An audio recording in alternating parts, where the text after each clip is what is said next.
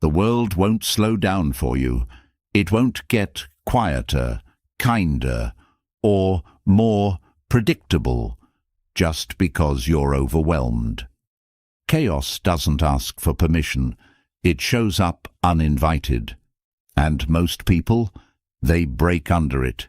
They react, explode, shut down, spiral. Not because they're weak, but because no one ever taught them how to stay calm within the storm. But that ends now, because this is about to change your life. You're about to hear 4 hours of pure Stoic wisdom. Not sugar-coated advice, but time-tested mental armor forged in centuries of real suffering, real leadership, real chaos. And before we go any further, do this.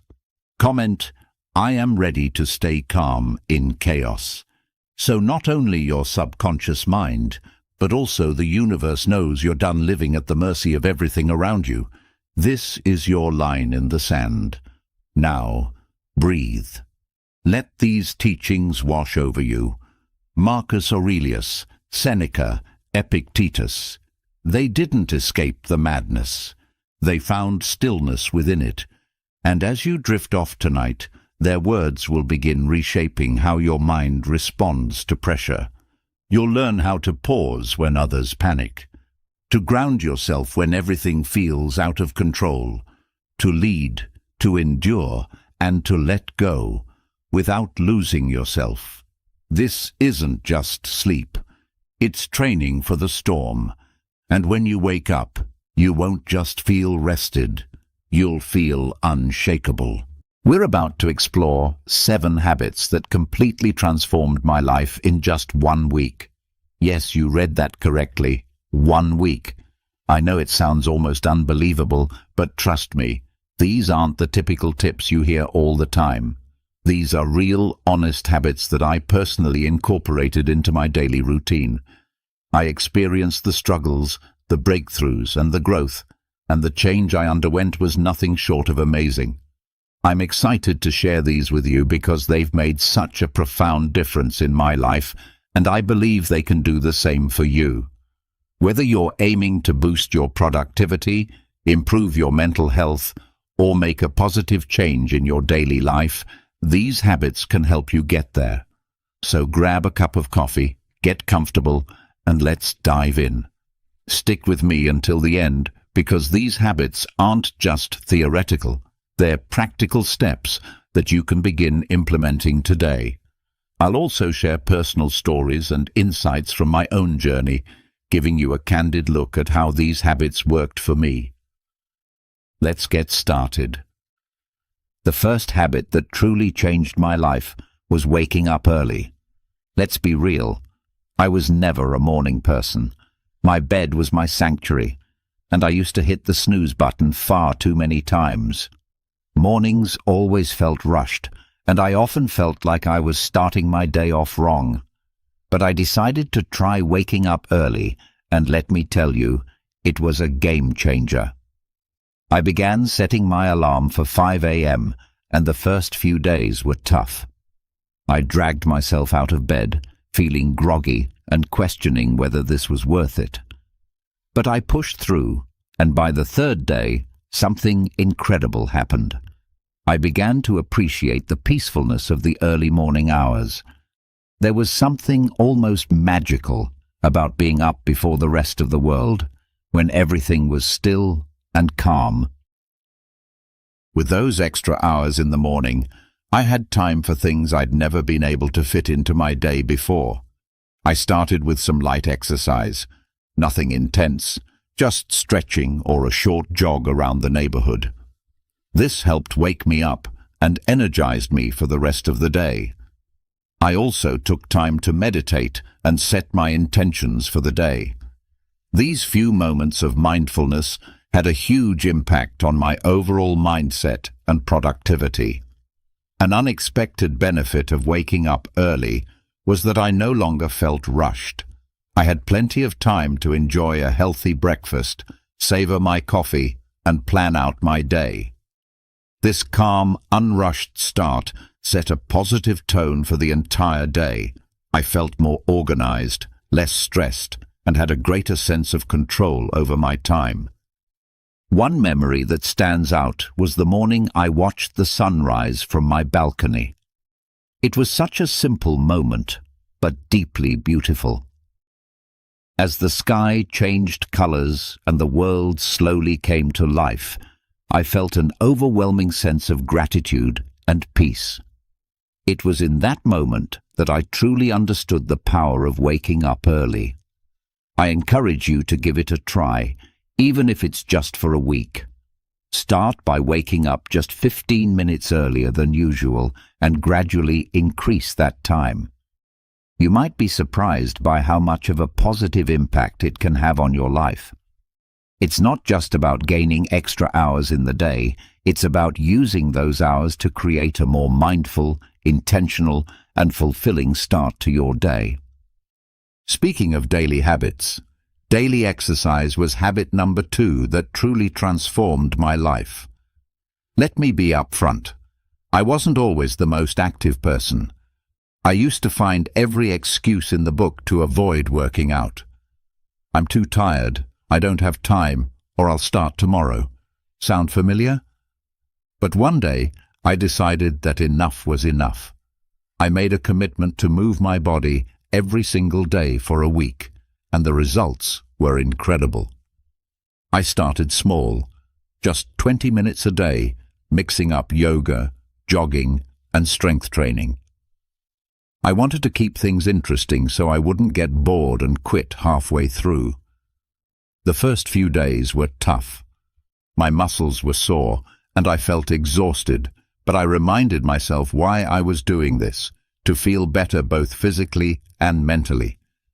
By the 4th day, something amazing happened. I woke up feeling more energized. My mood had improved drastically. I was less irritable and much more positive. I realized that those 20 minutes of exercise weren't just about burning calories or building muscle. They were about giving myself time to focus on me, to release stress, and to boost my endorphins. One morning, I remember lacing up my sneakers for a jog. It was a crisp, clear day, and as I ran, I felt a sense of freedom and clarity that I hadn't experienced in a long time. It was just me, the open road, and my thoughts. That connection to myself and the world around me was truly empowering. I also started to see physical changes. My posture improved, I felt stronger, and I noticed a difference in my overall fitness. But the biggest change was in my mindset. Exercise became my time to disconnect from the world and reconnect with myself. It became a form of self-care rather than a chore. Another personal highlight was trying yoga for the first time. At first, I was hesitant, thinking I wasn't flexible enough or that it wouldn't be a real workout. But after a few sessions, I fell in love with it. Yoga taught me to be present, to breathe deeply, and to listen to my body. It was a transformative experience that went beyond just physical benefits. Incorporating daily exercise into my routine made me realize that taking care of my body directly impacted my mental health and overall happiness. It's not about being perfect or pushing yourself to extremes. It's about finding a form of movement that you enjoy and making it a regular part of your life. So if you're like I was, struggling to get started, my advice is to begin small. Find something you enjoy, whether it's dancing, hiking, or just going for a brisk walk. Commit to just a few minutes a day and gradually build up from there. Trust me, the benefits you'll experience will be well worth the effort. Exercise is a habit that can transform not just your body, but your entire outlook on life. Habit number 3 is journaling. Now, I used to think journaling was just for people who had loads of free time or were naturally introspective. I was skeptical. I mean, who has time to sit down and write about their day when there's so much going on? But after just 1 week of consistent journaling, My perspective completely shifted, and it became a cornerstone of my personal growth journey. I started simple. Every night before bed, I dedicated just 10 minutes to journaling. I bought a plain notebook and a pen that felt comfortable in my hand. No fancy apps, no pressure to make it look pretty, just me and my thoughts. The first night I sat down to write, I didn't know where to begin. But as I kept writing, I found that I was not only reflecting on my day, but also gaining insights into myself, my thoughts, and my emotions. It became an important practice that helped me process my day, focus on gratitude, and set intentions for the future. The first night, I stared at the blank page, unsure of what to write. But then, I began with something basic: how my day went, what made me happy, and what I struggled with. As the days passed, I began to dive deeper. I wrote about my goals, my fears, my dreams, and even my insecurities. It felt like having a conversation with myself, and that's when the magic happened. I started to notice patterns in my thoughts and behaviors. I realized that some of the things I worried about were completely out of my control, while others were areas where I could take actionable steps. One night, I wrote about a particularly stressful day at work. By putting my thoughts on paper, I was able to process my emotions better. I wrote about what specifically stressed me out, how it made me feel, and what I could do differently next time. This simple act of reflection helped me gain clarity and feel more in control of my emotions. Another powerful aspect of journaling was tracking my progress. I noted down small victories and milestones, no matter how minor they seemed. Looking back at these entries filled me with a sense of accomplishment and motivated me to keep pushing forward. For example, I wrote about a presentation I was nervous about and how I prepared for it. Seeing my preparation process and the positive outcome documented in my journal was incredibly encouraging. I also started a gratitude section in my journal. Every day, I wrote down 3 things I was grateful for. This practice shifted my focus from what was lacking in my life to appreciating what I already had. It was a simple yet profound shift that brought more positivity into my daily life. One particularly memorable entry was about a random act of kindness I experienced. A stranger helped me when I was struggling with my grocery bags. Writing about this act of kindness not only made me feel grateful, but also inspired me to pay it forward. Through journaling, I discovered a lot about myself, my desires, my fears, my strengths, and my weaknesses. It became a form of therapy, a way to untangle the complex web of thoughts and emotions that we all carry around. It provided a safe space where I could be completely honest with myself without fear of judgment. If you've never tried journaling, I highly encourage you to start. Don't worry about writing perfectly or having profound thoughts. Just write whatever comes to mind. It could be a stream of consciousness, a recap of your day, or reflections on a specific event. Give yourself the freedom to express whatever you're feeling. You might be surprised at how much clarity and peace it brings into your life. Remember, it's not about what you write, it's about the process of writing itself. Next up, mindful eating. This was a big one for me because, like many people, I used to eat on the go, barely paying attention to what or how much I was consuming. My meals were often rushed and distracted, eaten while scrolling through my phone or working on my laptop. I didn't realize how much this was affecting my overall well-being until I decided to give mindful eating a try for 1 week. Mindful eating is all about paying full attention to the experience of eating and drinking, both inside and outside the body. It's about savoring each bite, noticing the flavors, textures, and even the sounds of your food. So, I made a commitment to eat all my meals mindfully. I started by setting the scene for my meals. I cleared my dining table, set a nice place for myself, and removed any distractions. No phone, no TV, no laptop. At first, it felt a bit strange to sit quietly with my meal, but it quickly became a calming ritual. I began each meal with a few deep breaths to center myself and bring my focus to the present moment. One of the first things I noticed was how much more I enjoyed my food. I took the time to really taste and appreciate each bite. Foods I had eaten hundreds of times before suddenly had new, delightful flavors and textures that I had never really noticed. For example, the crunch of fresh vegetables and the sweetness of ripe fruit became much more pronounced. It was like experiencing food in high definition. Another major change was how much more satisfied I felt after meals. By eating slowly and mindfully, I gave my body time to signal when it was full. This was a big shift for me, as I used to eat quickly and often ended up overeating.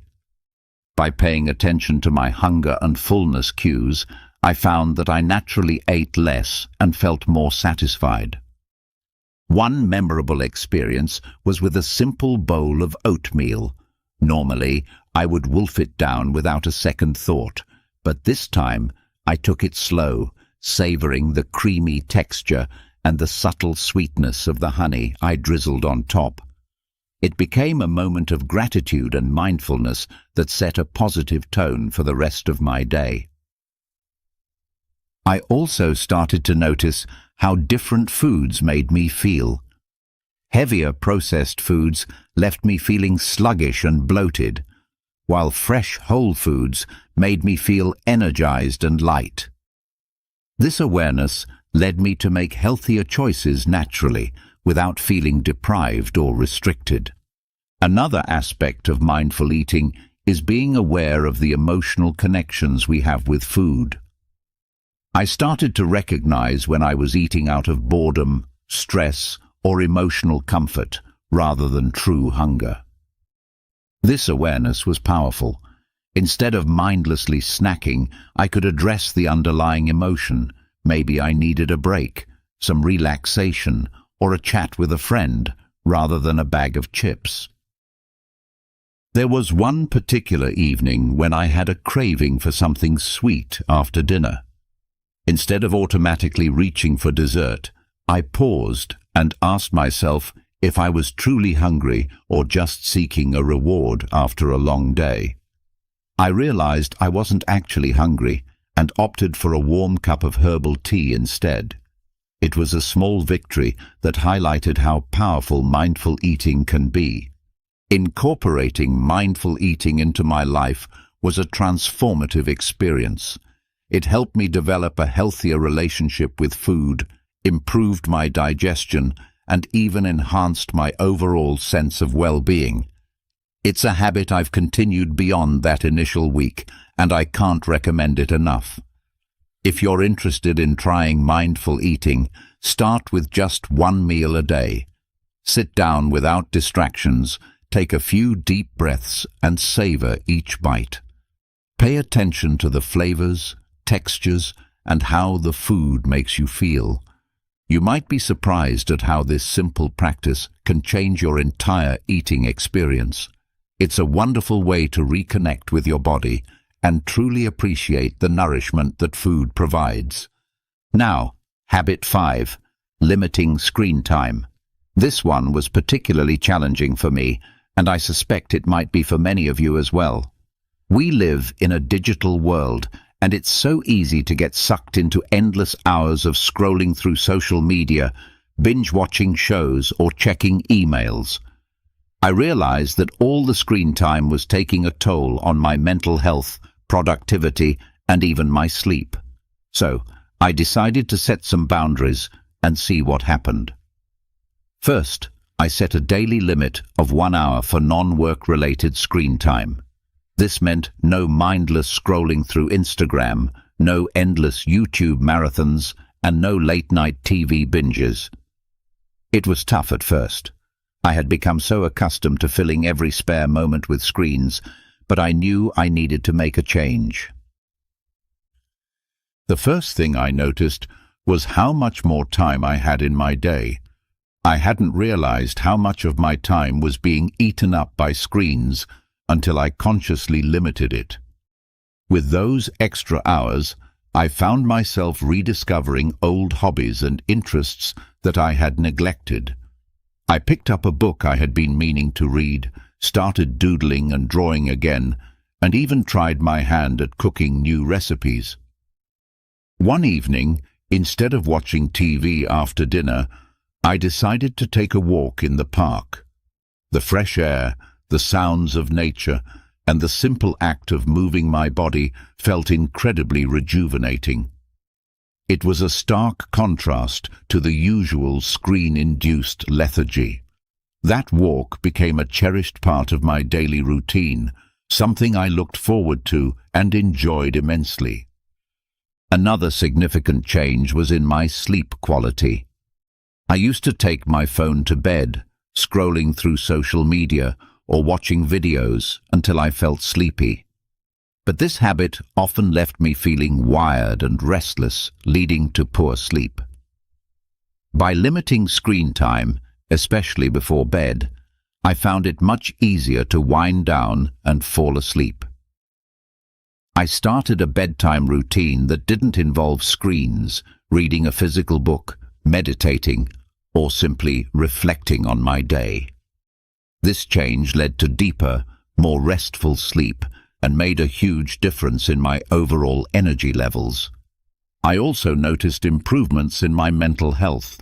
Without the constant barrage of news updates, social media comparisons, and digital distractions, I felt less anxious and more present.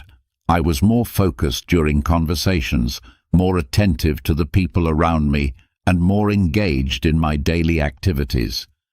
It was like a fog had lifted, allowing me to see and experience life more clearly.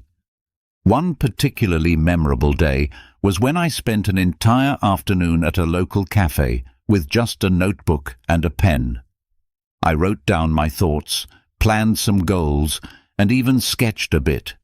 It was such a peaceful and productive time, free from digital interruptions. I felt more connected to myself and my surroundings in a way that screens had never allowed.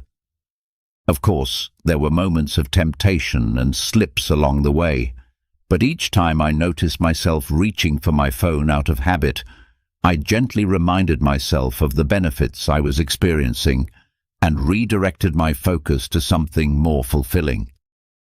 Limiting screen time isn't about completely eliminating technology from your life. It's about creating a healthier balance and being more intentional with your time. If you're feeling overwhelmed or disconnected, I encourage you to try setting some screen time boundaries. Start small, maybe with an hour less each day, and gradually increase it. Use that extra time to reconnect with yourself, your loved ones, and the world around you. You might be surprised at how much richer and more fulfilling life can be when you step away from the screens and engage more with the real world. All right, everyone, that wraps up our journey through the 7 habits that dramatically changed my life in just 1 week. It's been an incredible experience, not just implementing these habits, but also sharing them with you. Each of these habits has the power to bring about significant positive changes, and I truly believe that if they worked for me, they can work for anyone. If any of these habits have inspired you, I encourage you to try them out for yourself. Start small, maybe with just 1 habit, and see how it feels. Adjust according to what suits your lifestyle and needs. Remember, the goal isn't perfection. It's progress. It's about making small, manageable changes that, over time, lead to substantial transformations. I'd love to hear about your experiences, so please drop a comment below sharing which habit you're thinking of adopting or any questions you might have about getting started. Your feedback and stories are what make this community so amazing and supportive. And if you found this video helpful, don't forget to like, subscribe, and hit the notification bell so you won't miss any of our future content. We have lots more insights and tips coming your way that you won't want to miss. Sharing this video with friends or family who might benefit from these habits could also make a huge difference in their lives. Thank you so much for watching, and remember, small changes lead to big results. Let's keep growing, keep evolving, and turn our everyday routines into powerful moments of self-improvement. See you in the next video. Stay awesome, everyone. All right, let's get real. Ever notice how some people just love to test your boundaries? They interrupt, make passive-aggressive comments, or act like your time and feelings are optional, and we're supposed to just smile and let it slide? Not today. If you're done putting up with people who don't respect you, this video is for you. Today, I'm breaking down brutally honest, maybe even a little controversial, ways to handle disrespect without losing your cool and without sacrificing your self-respect. So buckle up, because by the end of this, you'll have every tool you need to show people exactly where the line is drawn. Let's dive in. 1. Embrace the silent stare. Let's start with one of my all-time favorite slightly savage techniques, the silent stare. Now, you might be thinking, really? Just staring? Yes, trust me on this. When someone's being openly rude or disrespectful, nothing throws them off more than a long, calm, completely unbothered stare. People who disrespect others are usually looking for a reaction. They want you to stammer, get flustered, maybe even snap back. They're looking to drag you into their drama, to make you question yourself or feel small. But when you just look at them, no words, no expressions, just steady eye contact, suddenly the power dynamic flips. Now I get it. This might sound a little passive-aggressive, but hear me out. There's something deeply unsettling about someone who doesn't give the reaction they were expecting. When you hold a steady, silent stare, you're saying without a word, I'm not playing this game with you. It's a way of reclaiming control without even lifting a finger, and sometimes that silent stare is the clearest, most powerful no you'll ever say. Let me tell you about a time this technique worked like magic. I was in a group meeting where one guy kept talking over me, cutting me off like he was on a mission. You know the type, loud, overconfident, thinking everyone's there to listen to his wisdom. I tried interjecting. I tried being polite, but he wouldn't stop. So finally, I just looked at him. I leaned back in my chair, crossed my arms, and held his gaze. No blinking, no expression, just stared. For 5 solid seconds, I said nothing. You could feel the tension build, and the best part? Everyone else at the table started looking at him too, wondering what he'd do. You know what happened? He got uncomfortable, stumbled over his words, and suddenly looked anywhere but at me. He didn't interrupt me for the rest of the meeting. That silent stare did more than any words could have, and it didn't just stop his behavior in the moment. He actually started treating me with more respect after that, as if he'd finally realized I wasn't someone he could just bulldoze.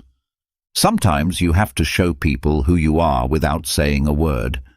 Let's dig a little deeper, because this is more than just a power move. When you embrace the silent stare, it's like a reminder to them and to yourself that you don't have to dance to someone else's tune. You don't owe anyone an emotional reaction, and you don't have to prove yourself to people who don't see your worth. This is about reclaiming your space, your peace, and your dignity.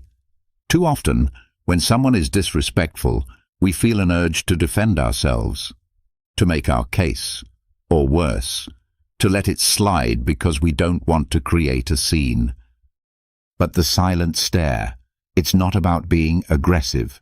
It's about showing that you're grounded, unbothered, and unapologetically in control of your own emotions.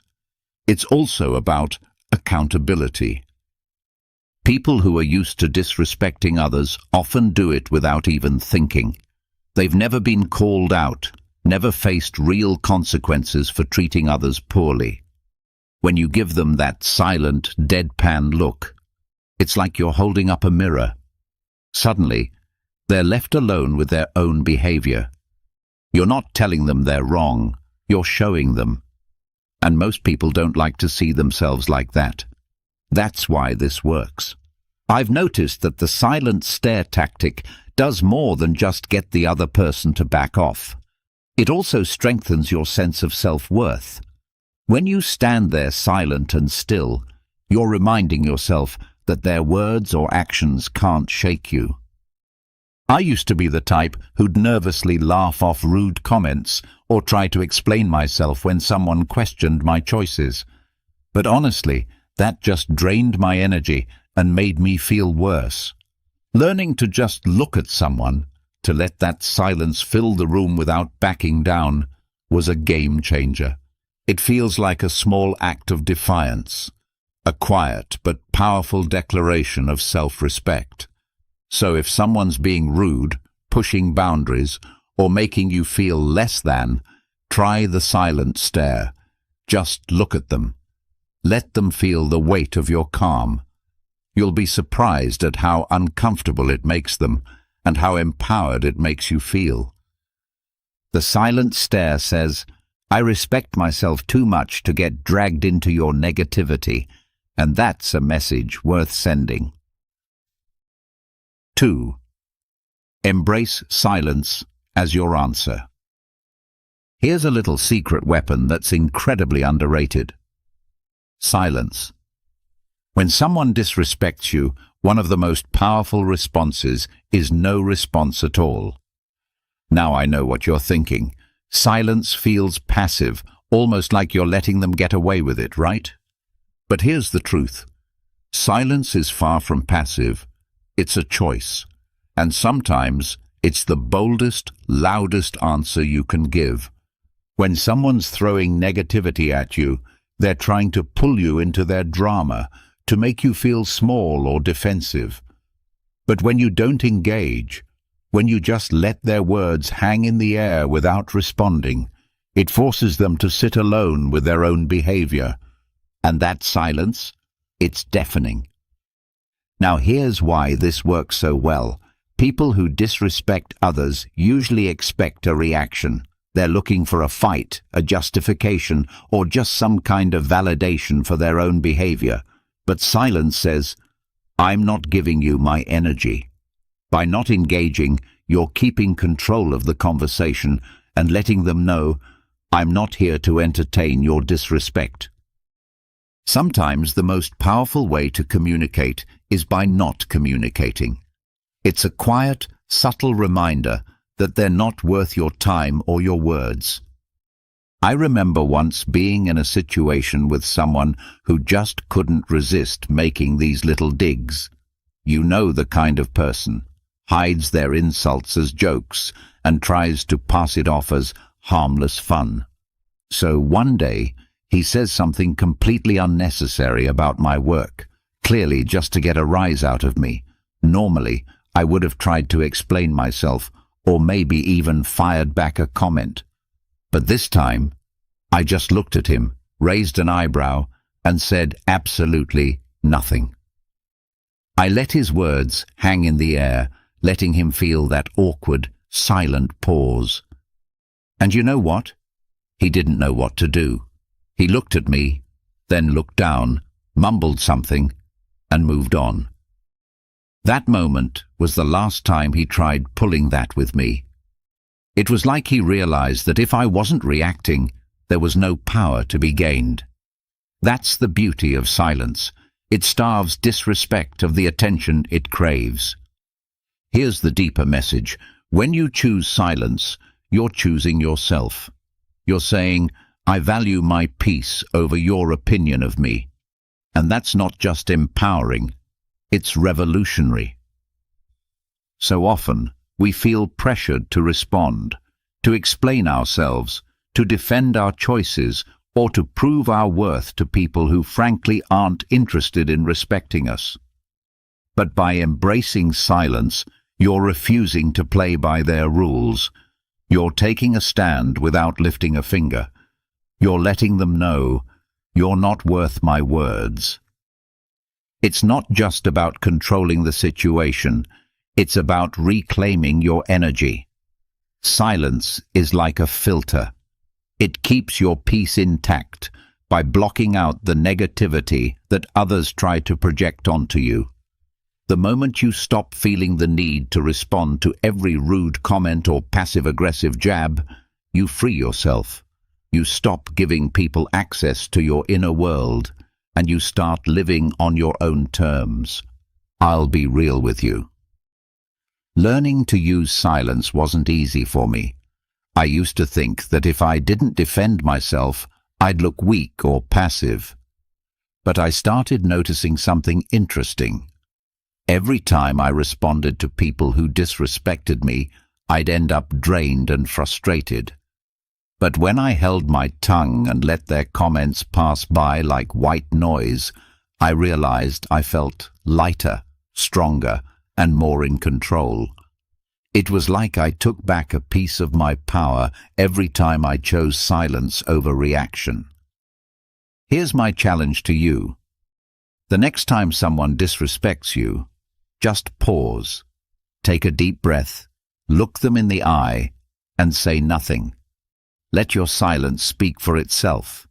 You might be surprised by how uncomfortable they get and how freeing it feels for you. Embrace silence as your answer, because sometimes saying nothing is the most powerful statement of all. All right, this one's going to hit home for a lot of us. Stop explaining your choices. Seriously.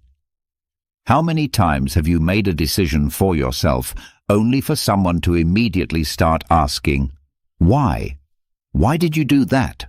Why didn't you go to that event? Why'd you take that job? People seem to think they're entitled to an explanation for everything we do. And here's the honest truth. They're not. Your choices are your own, and you don't owe anyone an explanation for how you live your life. It might sound controversial, but let's face it. If someone's questioning your choices, they're often not looking to understand. They're looking to judge. They're looking to poke holes, make you doubt yourself, or feel better about their own decisions by making you second-guess yours. You don't have to play along. When you stop explaining yourself, you reclaim your autonomy and show them that your life isn't up for debate. Let's dig a bit deeper into why people feel so entitled to an explanation in the first place. When people question your choices, it's often because your decision challenges their view of the world. Maybe you're taking a risk they're too scared to take, or maybe you're stepping out of the norm they find so comforting. Your independence or willingness to do things differently can make them uncomfortable, and asking you to explain is their way of trying to fit you back into their comfort zone. But here's the kicker. Just because they're uncomfortable doesn't mean you're responsible for reassuring them. Your life isn't a public service announcement. You don't have to justify your choices to anyone. I remember when I decided to switch careers, moving from a safe job to something I was actually passionate about. But that came with a lot more risk. The moment people found out, it was like I'd announced I was moving to Mars. I kept getting asked, why would you leave a stable job? And how are you going to make it work? At first I'd try to explain, talk about how I wanted something more fulfilling, about how I had a plan. But I quickly realized that no matter what I said, it never felt like enough. The more I explained, the more people questioned me, poking holes and making me feel like I needed to prove myself. Then one day, I decided to try something new. When someone asked, "But why would you leave that job?" I simply replied, "Because I wanted to." No extra details, no breakdown of my strategy, just a simple answer. And let me tell you, it felt amazing. The silence that followed was everything. People didn't know how to respond because I'd taken away their power to question my choices. And you know what? They eventually stopped asking. Here's the real beauty of not explaining yourself. It's freeing. It's you standing in your own truth, knowing that your decisions are enough simply because you've made them. When you stop justifying your actions, you give yourself permission to live authentically, without the weight of other people's expectations. You stop wasting your energy on explanations, and you start pouring it into actually living the life you want. There's a powerful lesson here. Your life doesn't need an audience vote. Not every decision has to be analyzed or approved by others. When you stop explaining yourself, you're letting people know, I'm confident enough in my choices that I don't need your approval. Think about it. When was the last time you saw a truly confident person breaking down their decisions for others? Probably never. Because people who own their lives don't need external validation. They know that the only approval that matters is their own. Look, I've been there. I used to be the person who'd give a full PowerPoint presentation on why I was doing something just to get people on board. But over time, I realized that explaining myself to everyone was only making me second-guess my choices. So I made a pact with myself. If someone asks me about a decision, I'll answer briefly, maybe give a sentence or two. If they push for more, I smile and move on. And you know what? Life got a lot lighter. The more I stopped explaining, the more confident I became in my own decisions. So here's my challenge to you. The next time someone questions your choices, resist the urge to explain. Just say, because I wanted to, or that's what felt right for me. Then let the silence speak. Watch how powerful that simple statement is. You'll feel stronger, more in control, and more at peace with yourself. And the best part, you'll realize that your choices don't need anyone else's stamp of approval. They're valid simply because you made them. Keep your distance. Let's be real. Sometimes the best way to handle people who don't respect you is to just keep your distance. I know it sounds harsh, maybe even a little cold, but here's the hard truth. Not everyone deserves a front row seat in your life, and if someone's consistently disrespecting you, one of the healthiest moves you can make is to give yourself some space from them. This doesn't mean you hate them or that you're being dramatic. It means you respect yourself enough to protect your energy. Keeping your distance isn't about being mean or ignoring people. It's about choosing where and how you spend your time and energy. Imagine your life as a limited access club. Not everyone gets a VIP pass. If someone's constantly crossing your boundaries, making you feel small, or just radiating negativity, why on earth would you keep them close? It's okay to step back. In fact, it's crucial. Distance can give you the clarity to see things as they really are, free from the fog of emotional manipulation or guilt. Think about it. When you keep people who disrespect you close, it's like inviting them to a mental and emotional buffet where they take, criticize, and judge as much as they want. And then we wonder why we feel drained, anxious, or frustrated. Giving yourself space from these people is an act of self-preservation. It's about protecting your mental health, preserving your peace, and making room for people who actually respect and uplift you. Letting go of the guilt around distancing yourself can be liberating. You're not obligated to keep disrespectful people in your orbit. I'll share a little story. I once had a friend who would always find a way to make snide comments about every choice I made, my career, my relationships, even my taste in music. At first I thought, Well, that's just how they are. Maybe I'm overreacting. So I kept them around, kept trying to brush it off, thinking it wasn't that big of a deal. But over time, those little jabs started getting under my skin. I realized I was walking on eggshells, always bracing myself for the next criticism or the next joke that felt more like a punch. One day, I decided to try a different approach. I didn't make a big announcement or call them out. I just started limiting my time with them. Instead of seeing them every week, I'd see them maybe once a month. And guess what? I felt lighter.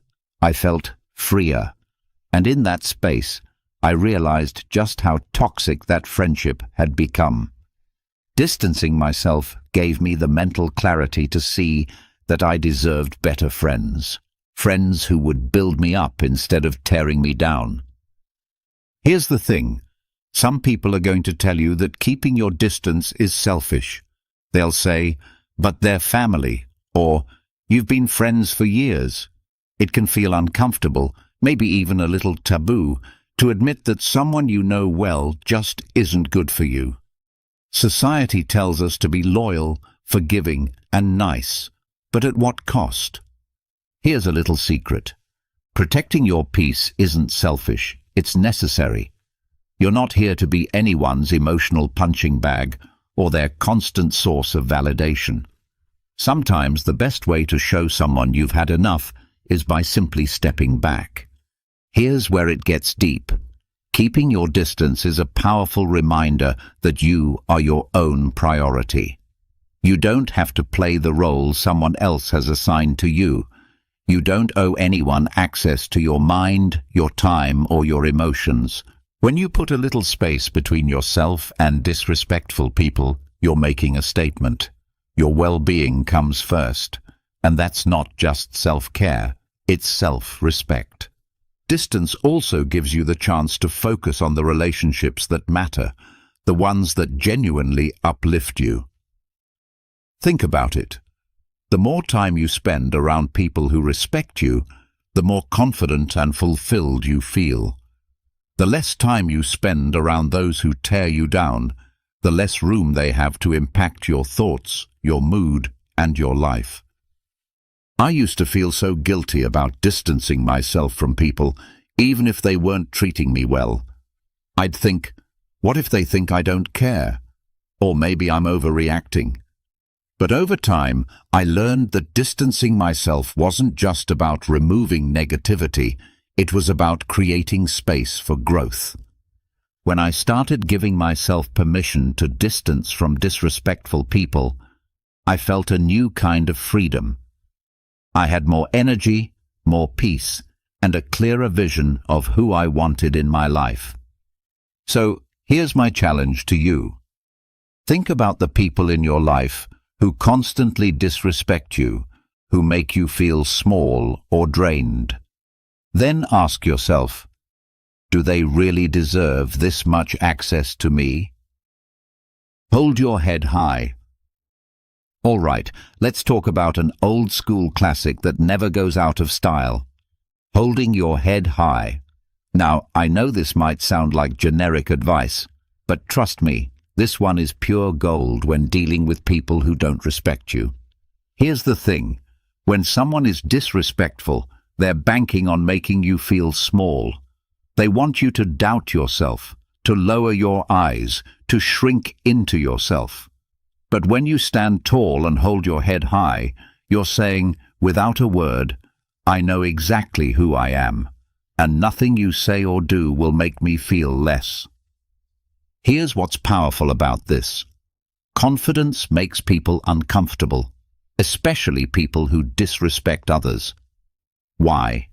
Because they rely on the idea that their words or actions have the power to influence you, to control you in some way.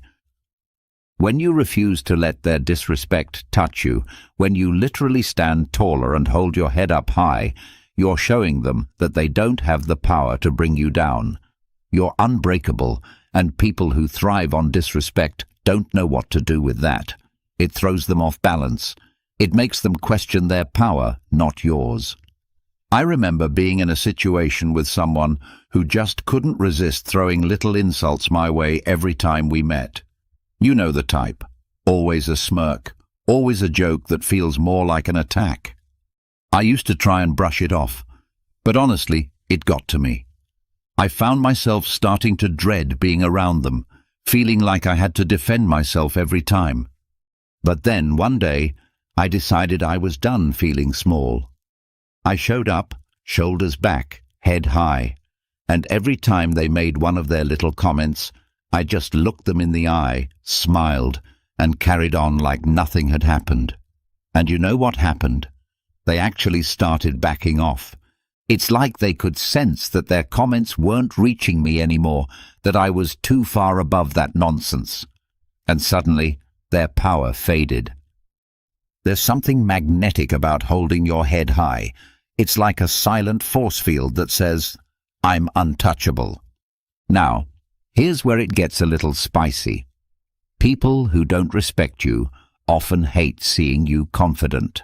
It messes with their worldview. They want to believe they're above you, that they've got something on you. And when you walk around confidently, it disrupts that narrative. To them, it's almost offensive. Society doesn't always know what to do with people who are unapologetically sure of themselves, especially when they refuse to let others' negativity define them. And let's be real, that can make you a bit of a target. But here's the thing, holding your head high isn't about them, it's about you. It's about living as if you're fully aware of your worth, as if you've got nothing to prove. That can feel like a radical act of self-respect. When you hold your head high, you're making a statement about your self-worth. You're declaring that, no matter what, you see yourself as valuable, deserving of respect, and inherently enough. Here's the deeper message. Self-worth isn't something you earn from others. It's something you claim for yourself. No matter what others think or say, you walk through life as if you already have everything you need within you. And guess what? You do. Holding your head high is a constant reminder that you're the main character in your own story. No one else's opinion has the right to make you feel less. The beauty of it? The more you practice this, the less others' disrespect will even register. You'll be too busy living in your own lane, too secure in who you are, to be bothered by anyone else's attempts to knock you down. This didn't come naturally to me. I used to be the person who'd slouch, avoid eye contact, and shrink when people were critical or dismissive. It felt safer to disappear. But over time I noticed that every time I held my head high, every time I refused to let someone's negativity seep into my spirit, I felt stronger. It was like I was reminding myself over and over that I didn't need anyone's approval to feel worthy. I could simply stand tall in who I was. Holding your head high isn't just about physical posture, it's about mental posture too. Walk into every room like you belong there. Don't shrink yourself to fit someone else's idea of who you should be. If someone makes a snarky comment, let it roll off you. They're not seeing the real you, they're projecting their own insecurities. So why let it bother you? Here's my challenge to you. Next time you feel disrespected, whether it's a subtle dig or a full-on insult, don't react. Instead, take a deep breath, pull your shoulders back, and keep your head high.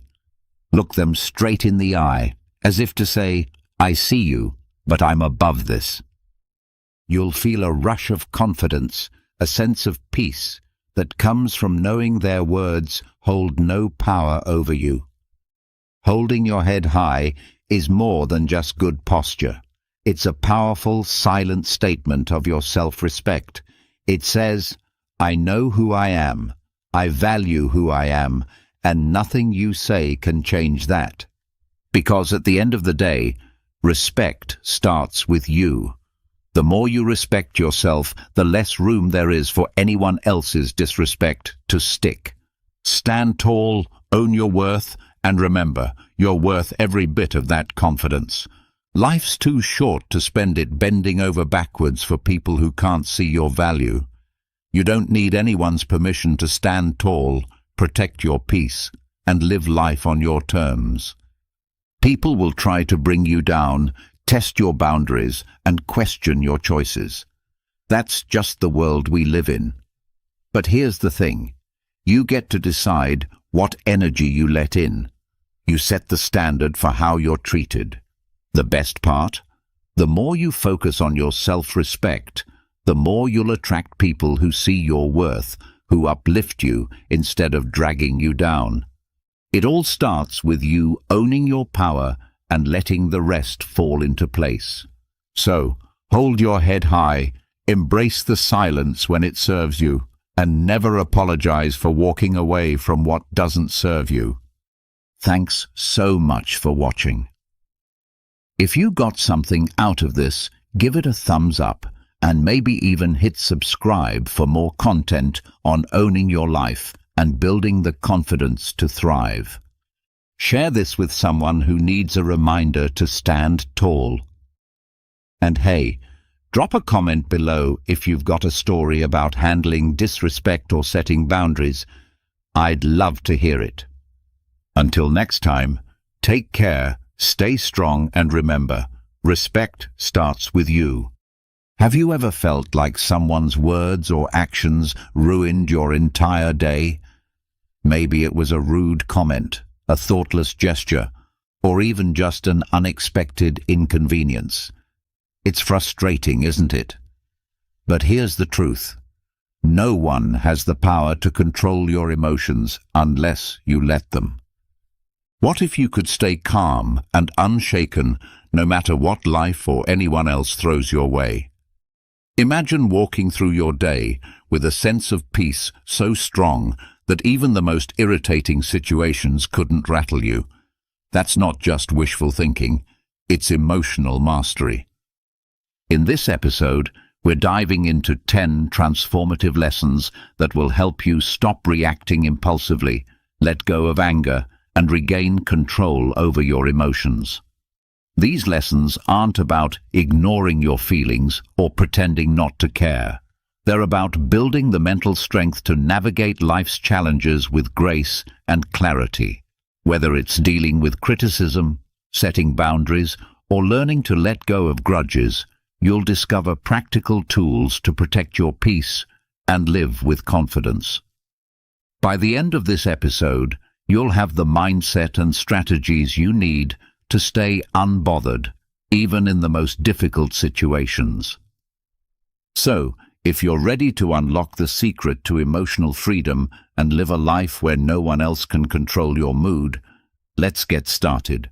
Your journey to mastering your emotions begins now. 1. Understand that your reactions are your choice. Picture this. You're in the middle of a peaceful day, maybe sipping coffee or walking through the park, when suddenly someone says something rude or inconsiderate. Your calm vanishes, replaced by anger or frustration. You think, why did they ruin my day? But here's the truth. They didn't. You did. Your emotions are your responsibility, not theirs. No one has the power to control how you feel unless you hand that power to them. Think of it this way. The world can throw challenges at you, but only you decide how to react. Let me offer a fresh perspective. Imagine you're wearing noise-cancelling headphones in a busy city. The chaos of honking cars and loud conversations doesn't disappear. It's still there. But it doesn't reach you. Mastering your reactions works the same way. You don't have to let the noise of other people's behavior invade your peace. A wise thought captures this beautifully. Between stimulus and response, there is a space. In that space lies our power to choose our response. In our response lies our growth and our freedom. When someone cuts you off in traffic or criticizes your work unfairly, it's easy to blame them for your anger. But what if, instead of reacting, you paused? In that pause, you find power. The power to choose calm over chaos, strength over impulsiveness. Here's a real-world example. Imagine your coworker dismisses your idea during a meeting. Instead of snapping back or stewing in resentment all day, take a moment to breathe and reflect. Is this about me, or is it their own stress or bias showing? By reframing the situation, you neutralize its impact on your emotions. The beauty of this approach is that it's not about suppressing how you feel, it's about recognizing that your feelings are separate from your reactions. Anger, frustration, and disappointment are natural, but they don't have to dictate what you do next. Here's a simple strategy to start practicing this mindset. Pause and identify when you feel triggered. Pause and name the emotion you're experiencing. Anger, hurt, irritation. This breaks the automatic reaction cycle. Ask questions. Reflect on why you're feeling this way. Is it because of what happened or your interpretation of it? Choose your response. Decide how you want to act based on your values and long-term peace, not the heat of the moment. Imagine the freedom of walking through life unbothered by others' actions, the rude stranger, the thoughtless remark, the minor inconvenience. All of them lose their grip on you when you take control of your reactions. In every moment, you have a choice. You can let others dictate your emotions, or you can reclaim your power and protect your peace. The next time someone tries to push your buttons, remember, their behavior doesn't define you. Your reaction does, and in choosing calm, you gain not just emotional mastery, but true freedom. 2. Stop expecting people to behave like you. Have you ever been disappointed by someone who, when you find yourself in need, is nowhere to be found? Disappointment washes over you, and you think, how could they be so inconsiderate? I would never treat them this way. Here's the hard truth. People don't operate by your standards or values. They act based on their own. Expecting others to think, behave, or respond the way you would is like trying to control the weather. It's impossible and only leads to frustration. Think of it this way. Each person is walking their own path, shaped by their experiences, beliefs, and priorities. When someone does something that annoys or hurts you, it's often not a reflection of you, it's a reflection of them. Trying to change or control their behavior only leaves you feeling powerless. Instead of focusing on how others should act, focus on accepting them as they are. Let me give you an example. Imagine a coworker who constantly interrupts during meetings. Instead of seething with frustration or trying to teach them a lesson, recognize that their habit has nothing to do with you. By letting go of the expectation that they'll change, you free yourself from unnecessary emotional turmoil. A wise thought sums this up perfectly. Expectations are the root of all suffering. The less you expect others to behave in a certain way, the more you protect your peace. Here's a practical exercise to help you let go of these expectations.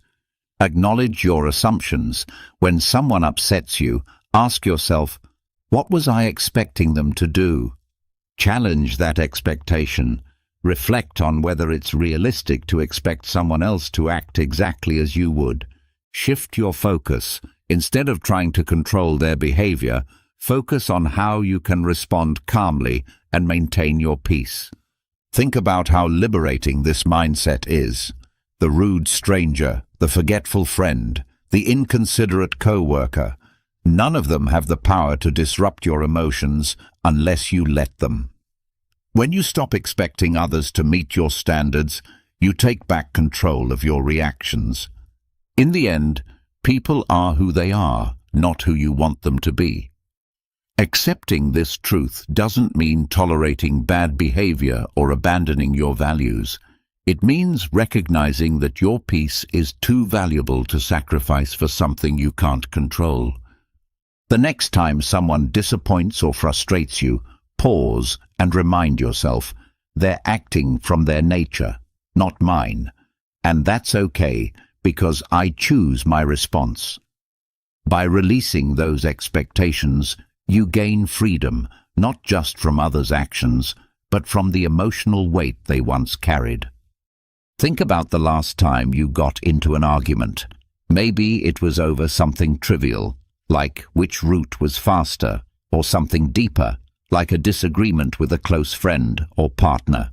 As the conversation heated up, did you feel that strong urge to prove your point, to show them you were right? We've all been there, clinging to our version of the truth like it's a lifeline. But here's the thing, that need to always be right is exhausting and unnecessary. The need to win every argument or prove your perspective often stems from insecurity. It's as if being wrong threatens our worth or identity. But what if you could let go of that need entirely? What if you could approach disagreements with curiosity instead of defensiveness? A powerful thought to keep in mind is this: would you rather be right, or would you rather be at peace? Often, our insistence on being right creates tension, damages relationships, and fuels our frustration. On the other hand, letting go of the need to prove yourself allows you to preserve your peace and approach conflicts with understanding. Imagine someone accuses you of something unfair. Your instinct might be to defend yourself, to argue your case, or to point out their flaws in return. But what if you paused and asked yourself, is it worth my energy to prove them wrong? Will this argument change anything important in my life? In most cases, the answer is no. Here's an example. A friend might insist that their way of handling a problem is better than yours. Instead of diving into a debate, you could say, I see where you're coming from, and I respect your perspective. By doing this, you not only diffuse the tension, but also maintain your calm and avoid unnecessary conflict. The Taoist philosopher Lao offers timeless wisdom. He who is attached to his views will never grow. Letting go of the need to be right doesn't mean abandoning your principles or silencing your voice. It means recognizing that not every disagreement needs a resolution in your favor. It's about choosing when to engage and when to step back. Pause before responding. When you feel the urge to argue, take a deep breath and reflect on whether it's worth your energy. Seek understanding. Instead of trying to win, ask questions to understand the other person's perspective. This approach often de-escalates conflict. Pick your battles. Save your energy for disagreements that truly matter, ones that align with your values or affect significant outcomes. Over time, you'll find that letting go of the need to always be right brings immense freedom. You'll start noticing how much lighter and calmer you feel when you stop trying to control every conversation or prove every point. Arguments lose their grip on your emotions because you've chosen peace over pride. Remember, your value isn't tied to winning debates or proving your intelligence. It's in how you carry yourself, how you protect your energy, and how you maintain your inner peace. The next time you're tempted to argue, pause and remind yourself, being right won't make me happy, but being calm will. And in that moment, you'll experience the true power of letting go. Imagine this. You're excitedly sharing an idea, something you're truly passionate about, and someone interrupts with a dismissive comment. Their words cut deep, and suddenly, the confidence you felt disappears. Why does this happen? It's because we often let others' words define how we see ourselves. Here's the truth. Your worth isn't determined by someone else's opinion. It's not tied to their compliments, criticisms, or judgments. When you rely on others to validate you, you hand them the power to control your emotions. True emotional freedom comes when you take that power back. Let's consider an example. A colleague criticizes your work, not constructively, but in a way that feels harsh or personal. Your instinct might be to defend yourself or feel disheartened.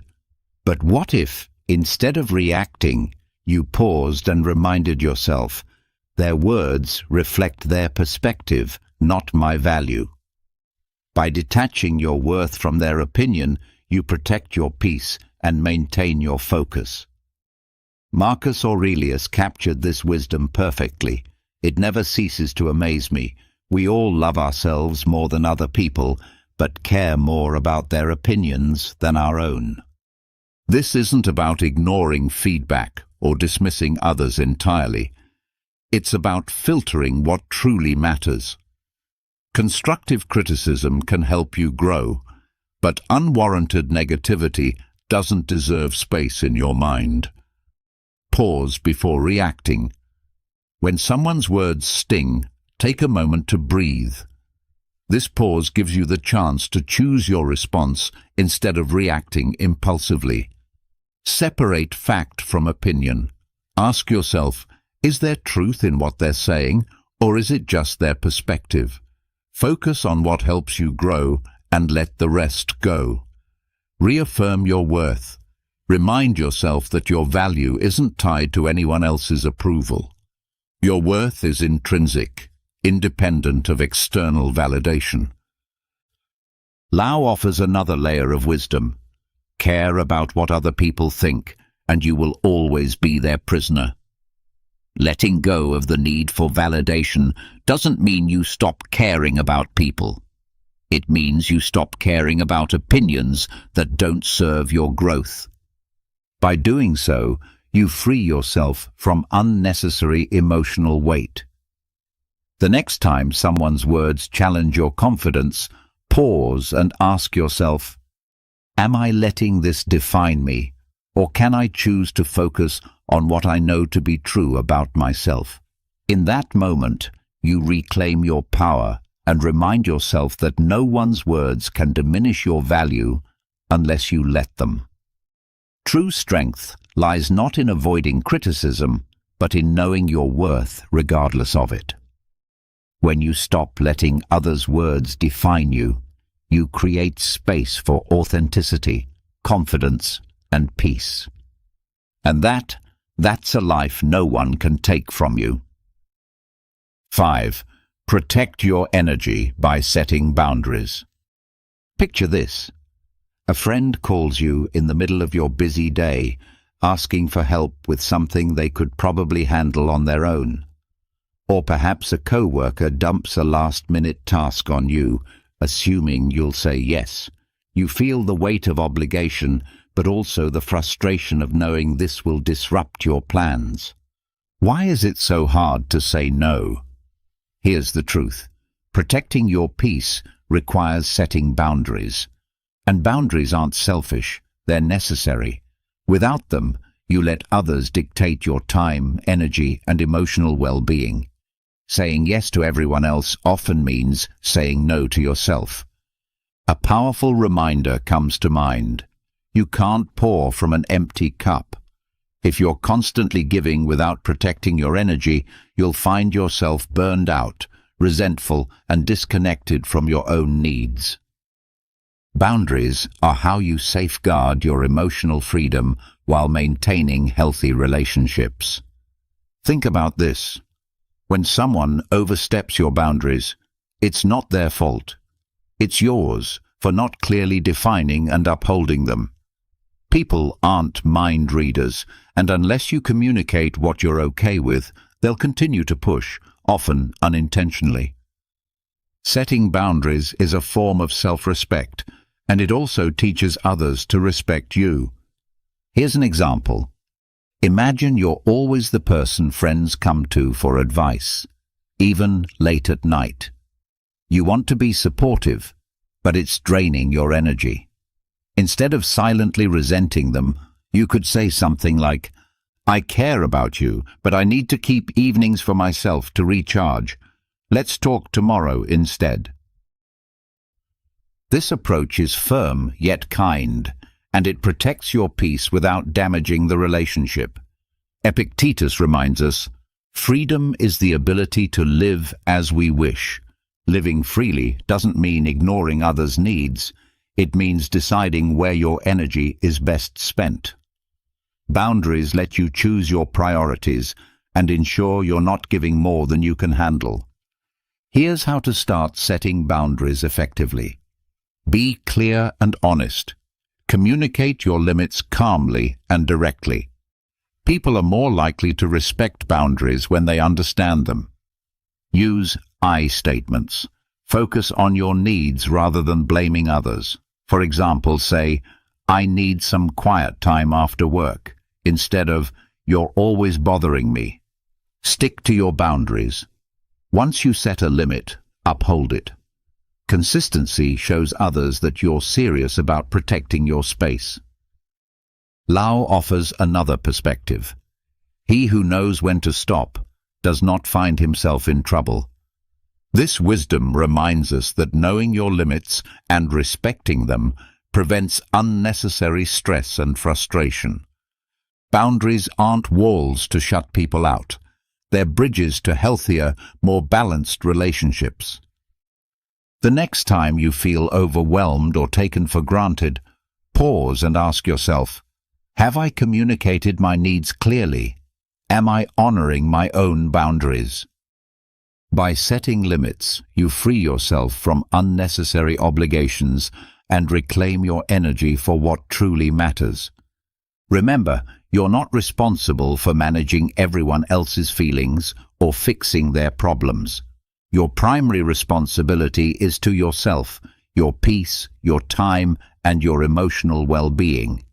So protect your energy, set your boundaries, and watch how much lighter and more in control you feel. Because when you prioritize yourself, you give the best version of yourself to the world. 6.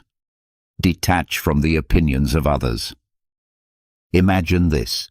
You share an idea you're proud of with a group of people, but instead of support, you're met with criticism or indifference. That sting of disappointment is real, and it can spiral into self-doubt. But here's a question to ask yourself. Why does their opinion carry so much weight? The need for approval is deeply ingrained in us. But relying on external validation is like chasing shadows. You'll never truly catch it. Emotional freedom begins when you stop letting the opinions of others define your worth. Think of it this way. Everyone views the world through their own lens, shaped by their experiences, biases, and insecurities. What someone says about you often reveals more about them than it does about you. When you internalize their opinions, you give them power over your emotions and decisions. Why let someone else control your narrative? A simple yet powerful thought to remember. Your worth isn't up for debate. It's not tied to what others think of you, whether it's praise or criticism. It's something intrinsic, unshaken by external noise. Let's consider a practical example. Imagine you're wearing a brand new outfit you love, and a coworker makes a passing remark. That's an interesting choice. You could let their comment ruin your confidence, or you could remind yourself that their opinion doesn't diminish your joy.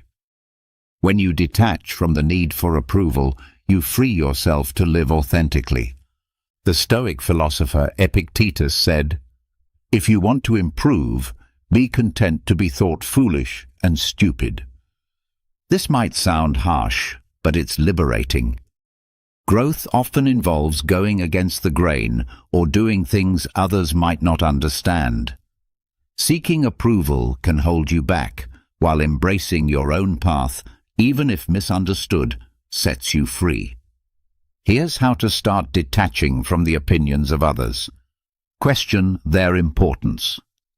When someone's opinion bothers you, ask yourself, why does this matter to me? What authority do they have over my life? Reaffirm your values. Focus on what matters to you, not what others expect. Ground yourself in your goals and principles. Practice letting go. When criticism or judgment arises, acknowledge it without clinging to it. Picture their words as leaves floating down a stream, there, but not lasting. Lao offers another perspective. Care about people's approval, and you will be their prisoner. This doesn't mean ignoring feedback or isolating yourself from others. It means filtering out what doesn't serve you. Constructive criticism can help you grow, but unwarranted judgment, that's theirs to carry, not yours. Think of detaching from opinions like shielding yourself from bad weather. The rain may fall, but it doesn't have to soak you. By focusing on your own inner compass, you remain grounded no matter how others perceive you. The next time someone's words shake your confidence, pause and ask yourself, am I living for them or for me? By choosing to detach, you reclaim your freedom, protect your peace, and build a life that's authentically yours. Remember, your path is yours alone, and it's far too important to be swayed by fleeting opinions. Respond with silence, not anger. Imagine this. You're in a heated argument. Someone says something hurtful or intentionally provocative, and you feel the anger rising. Your heart pounds, your face heats up, and your instinct is to fire back with a cutting remark. But what if instead of reacting, you simply say nothing? Silence is one of the most powerful tools you have when dealing with others' negativity. It's not about conceding or avoiding confrontation, it's about choosing calm over chaos. Responding with silence doesn't mean you're weak. It means you're strong enough to value your peace over the need to retaliate. There's wisdom in this.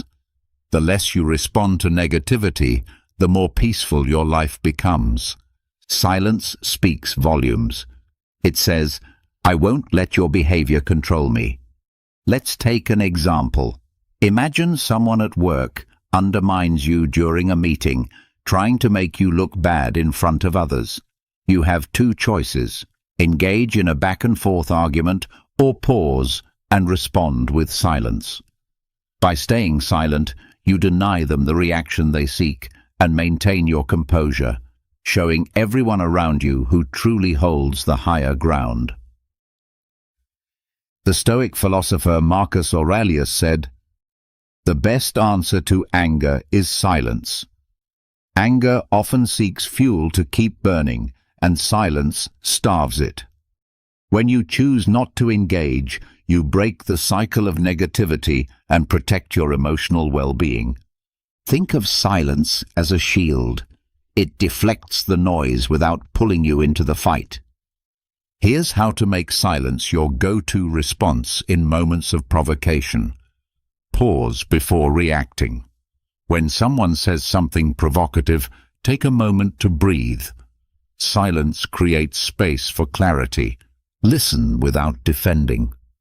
Sometimes people just want to vent or be heard. Let them speak without interrupting or feeling the need to explain yourself. Speak only when necessary. If a response is required, keep it calm, measured, and to the point. A Buddhist teaching reminds us, speak only if it improves upon the silence. This doesn't mean you suppress your feelings. It means you choose when and how to express them. Silence doesn't ignore the problem. It preserves your energy for moments where your voice truly matters. Think about how often we regret words said in anger. Silence removes that regret. It allows you to reflect, reassess, and respond thoughtfully rather than impulsively. And often, silence says more than words ever could. The next time someone tries to provoke you, pause and ask yourself, Will responding add value, or will it simply escalate the situation? By choosing silence, you protect your peace, demonstrate strength, and keep control of the narrative. Remember, silence isn't the absence of a response, it's the presence of wisdom. It's the ability to rise above the noise and say, "Your words don't control me. My peace does." And that's how you win the battle without ever raising your voice. Practice gratitude. Imagine you're having one of those days where everything seems to go wrong. Your plans fall apart, someone makes a rude comment, and the smallest inconveniences feel unbearable. Anger starts bubbling up and you think, why does everything have to be so difficult? Now pause. What if, instead of focusing on everything going wrong, you shifted your attention to what's going right? Gratitude has a way of turning anger into calm and reframing even the worst moments into opportunities for perspective and peace.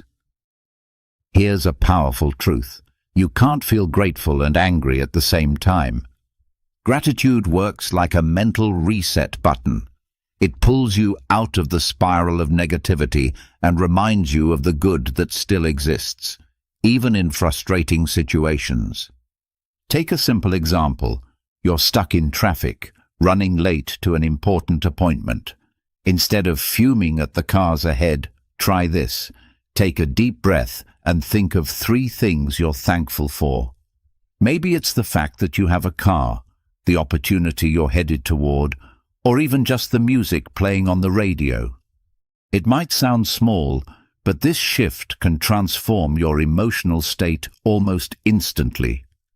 The philosopher Cicero said, "Gratitude is not only the greatest of virtues, but the parent of all others."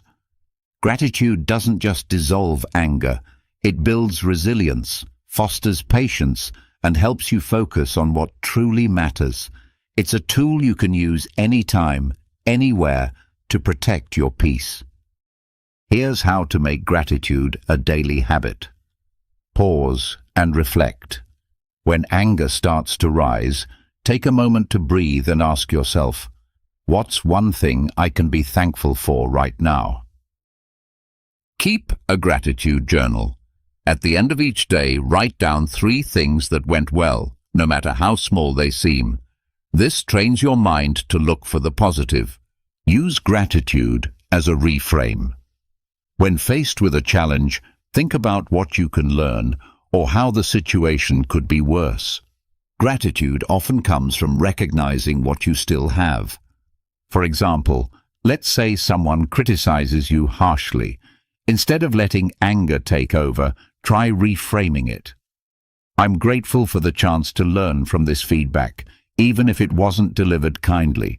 This doesn't excuse the other person's behavior, but it keeps you in control of your emotions.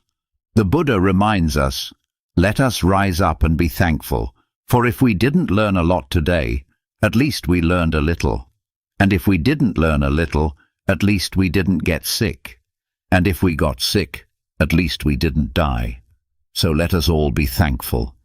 Gratitude shifts your focus from what's lacking to what's present.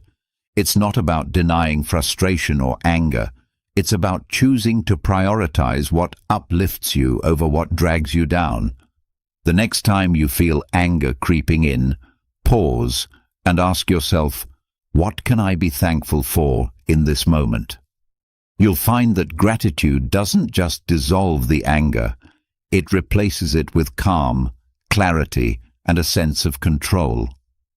And in those moments, you'll realize that peace isn't something you find, it's something you create. Reframe. Criticism as a tool for growth. Imagine this.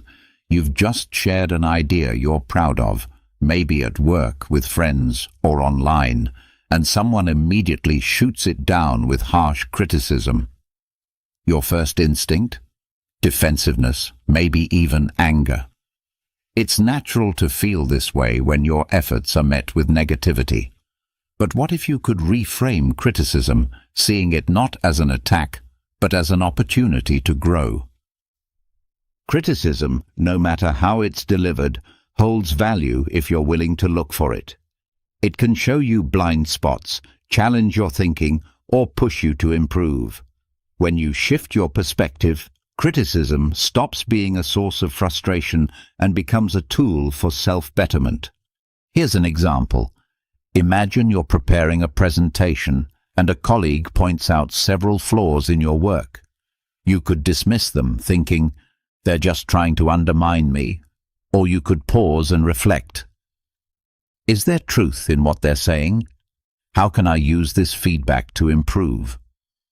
By choosing the second approach, you turn what might feel like an attack into a stepping stone. A wise thought captures this perfectly. Criticism, like rain, should be gentle enough to nourish growth without destroying roots. This doesn't mean all criticism is valid or worth your attention. Some people criticize out of envy, ignorance, or malice. The key is to filter what you hear, keeping what's constructive and discarding what's not. Here's how to handle criticism with grace. Pause before reacting. When faced with criticism, take a moment to breathe. This helps you avoid reacting emotionally. Evaluate the source. Consider who's giving the feedback. Do they have your best interests in mind? Is their perspective informed? Find the lesson. Even poorly delivered criticism can carry a valuable insight. Ask yourself, what can I learn from this? Let's take a more personal example. Imagine a family member makes a critical remark about your choices, like your career or lifestyle. Instead of arguing or shutting down, you could say, "I hear your concerns.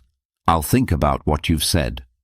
This response shows maturity and gives you the chance to reflect later without escalating the conflict. Epictetus offers a timeless reminder. If anyone tells you that a certain person speaks ill of you, do not make excuses about what is said of you, but answer, "He does not know my other faults, else he would not have mentioned only these." This Stoic wisdom reminds us not to take criticism too personally. Instead, see it as part of the journey towards self-improvement. The next time someone critiques you, ask yourself, what can I learn from this feedback?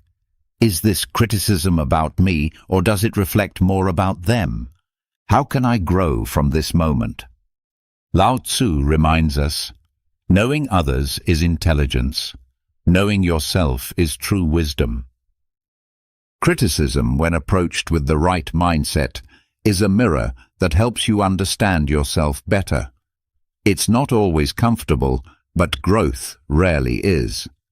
By welcoming feedback, even when it stings, you develop resilience, humility, and a stronger sense of self.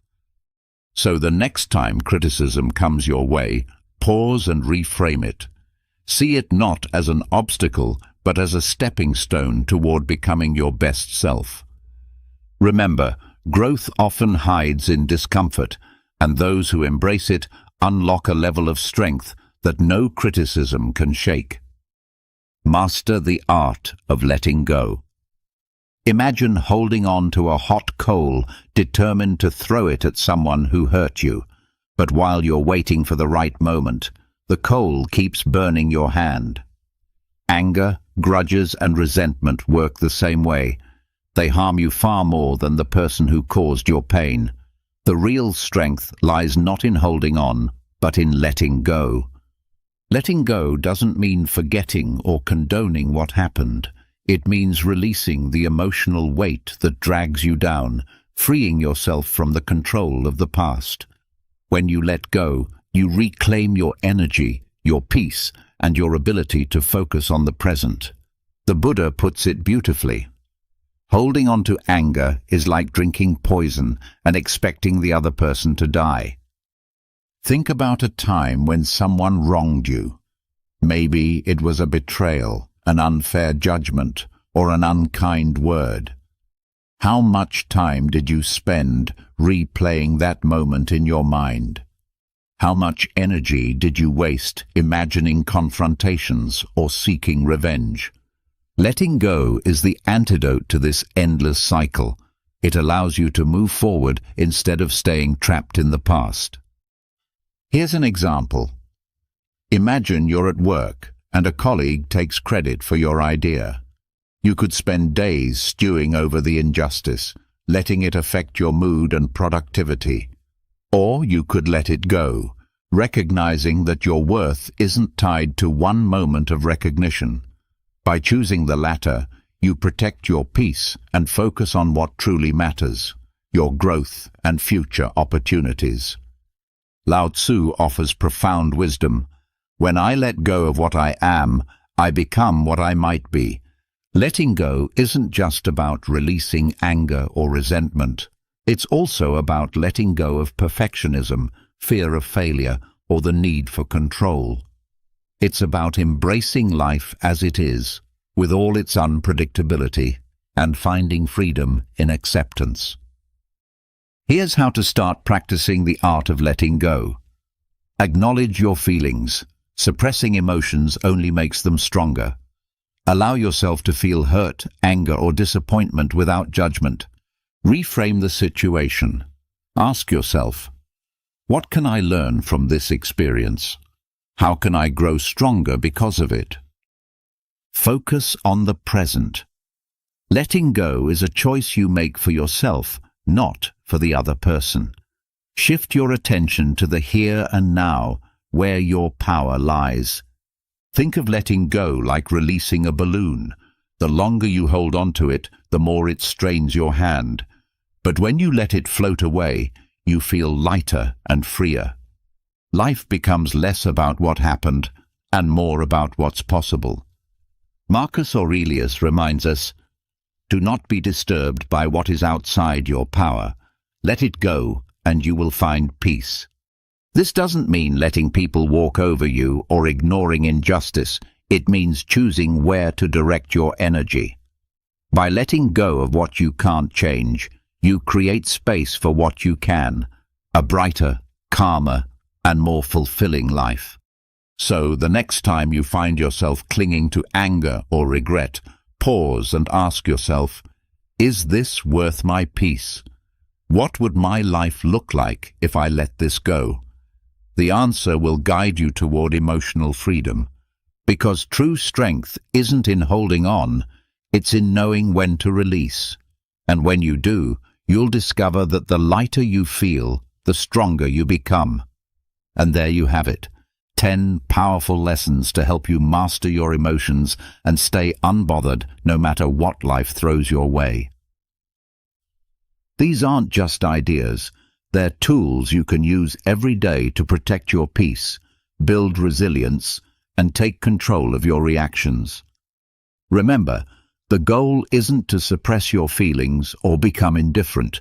It's to respond to life's challenges with clarity and strength. Emotional mastery isn't about what happens to you, it's about how you choose to react. The power to stay calm, centered, and free lies entirely in your hands. As you move forward, take these lessons with you.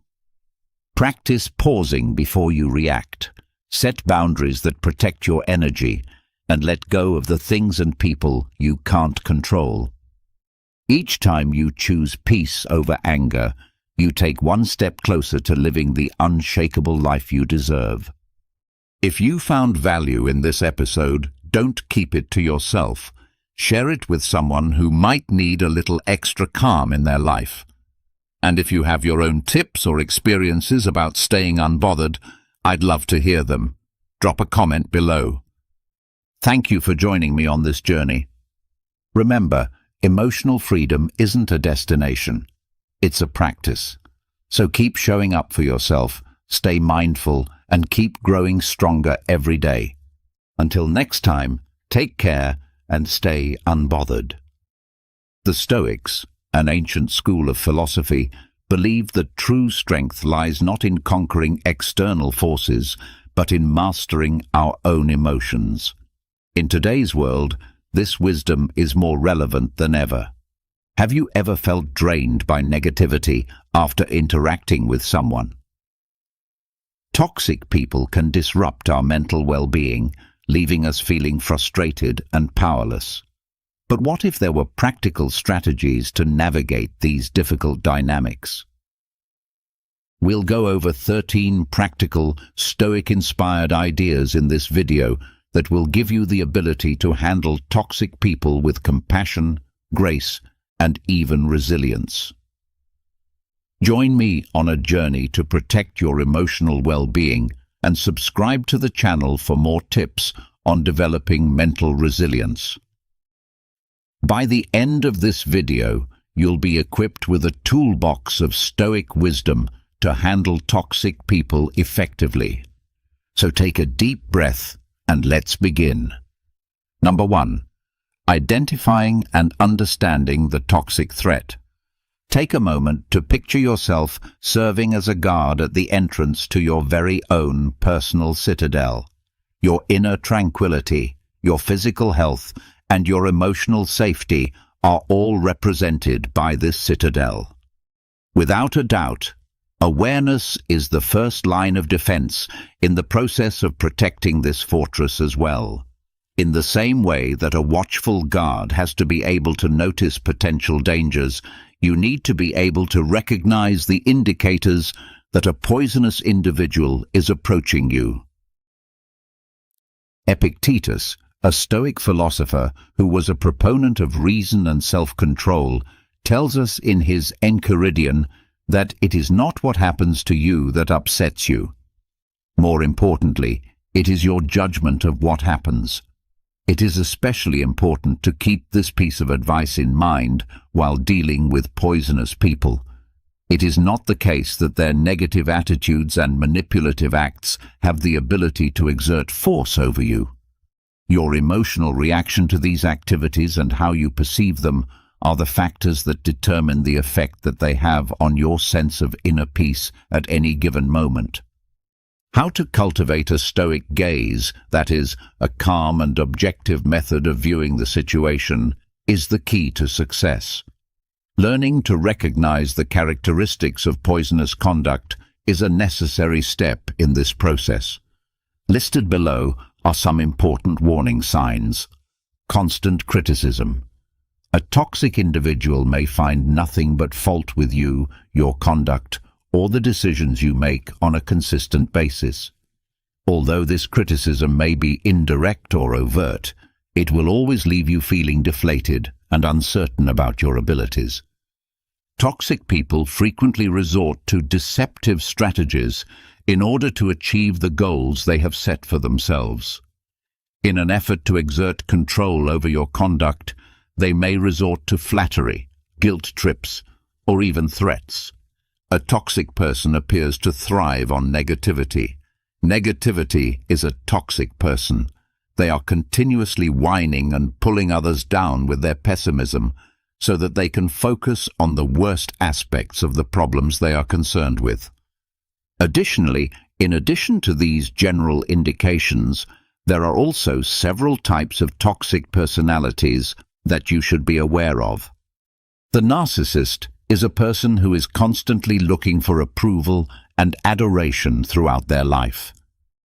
It is possible that they are charming at first, but in the end, their interactions are one-sided, leaving you feeling emotionally exhausted. This individual lives on social turmoil. According to the gossip, they are known to propagate rumors, stir up trouble, and take pleasure in causing friction between other people. Known as the energy vampire, this individual has the ability to drain your vitality. As the term says, interactions with them leave you feeling cognitively and emotionally drained and fatigued. Emotionally, the development of a mental map of the potential dangers that could befall your inner citadel can be accomplished by first gaining an awareness of the many toxic personalities and the actions that they display. In the same way that a Roman Stoic philosopher like Seneca might devise a plan to combat an adversary on the battlefield, You may make use of your newly acquired awareness to anticipate the strategies employed by potentially harmful individuals and devise a strategy to safeguard your emotional well-being. Number 2. Fortify your walls. Put yourself in the shoes of Marcus Aurelius, the famous Stoic emperor of Rome. In order to rule a wide empire, one needed to possess power, knowledge, and unyielding determination. When it comes to strengthening the walls of your own inner citadel, often known as your emotional well-being, these same attributes are vital. Undoubtedly, the boundaries that you have established are the foundation of this citadel. When dealing with toxic people, boundaries are the obvious lines that you create in the sand to demarcate your boundaries. They determine the kinds of conduct that you will and will not approve of. You should not permit poisonous people to intrude on your emotional territory in the same way that a powerful monarch would not permit his boundaries to be violated. What comes into play here is the Stoic philosophy, which emphasizes the importance of reason and self-control. In order to take the initial step, you must first determine which activities deplete your energy or violate your sense of who you are. Is it the persistent pessimism shared by a friend, when a co-worker engages in manipulative behavior, the intrusive counsel of a member of the family? Make sure that you are open and honest with yourself about the things that you will not bear. The next step, when you have determined these boundaries, is to communicate them in a clear and concise manner. Tap into your inner Marcus Aurelius and be firm while still being fair. To facilitate effective communication, the following are some strategies. Think about how you are feeling and use I statements. Rather than making accusing words such as, "You are always so negative," you could try saying something like, "I feel drained when you constantly focus on the unpleasant things."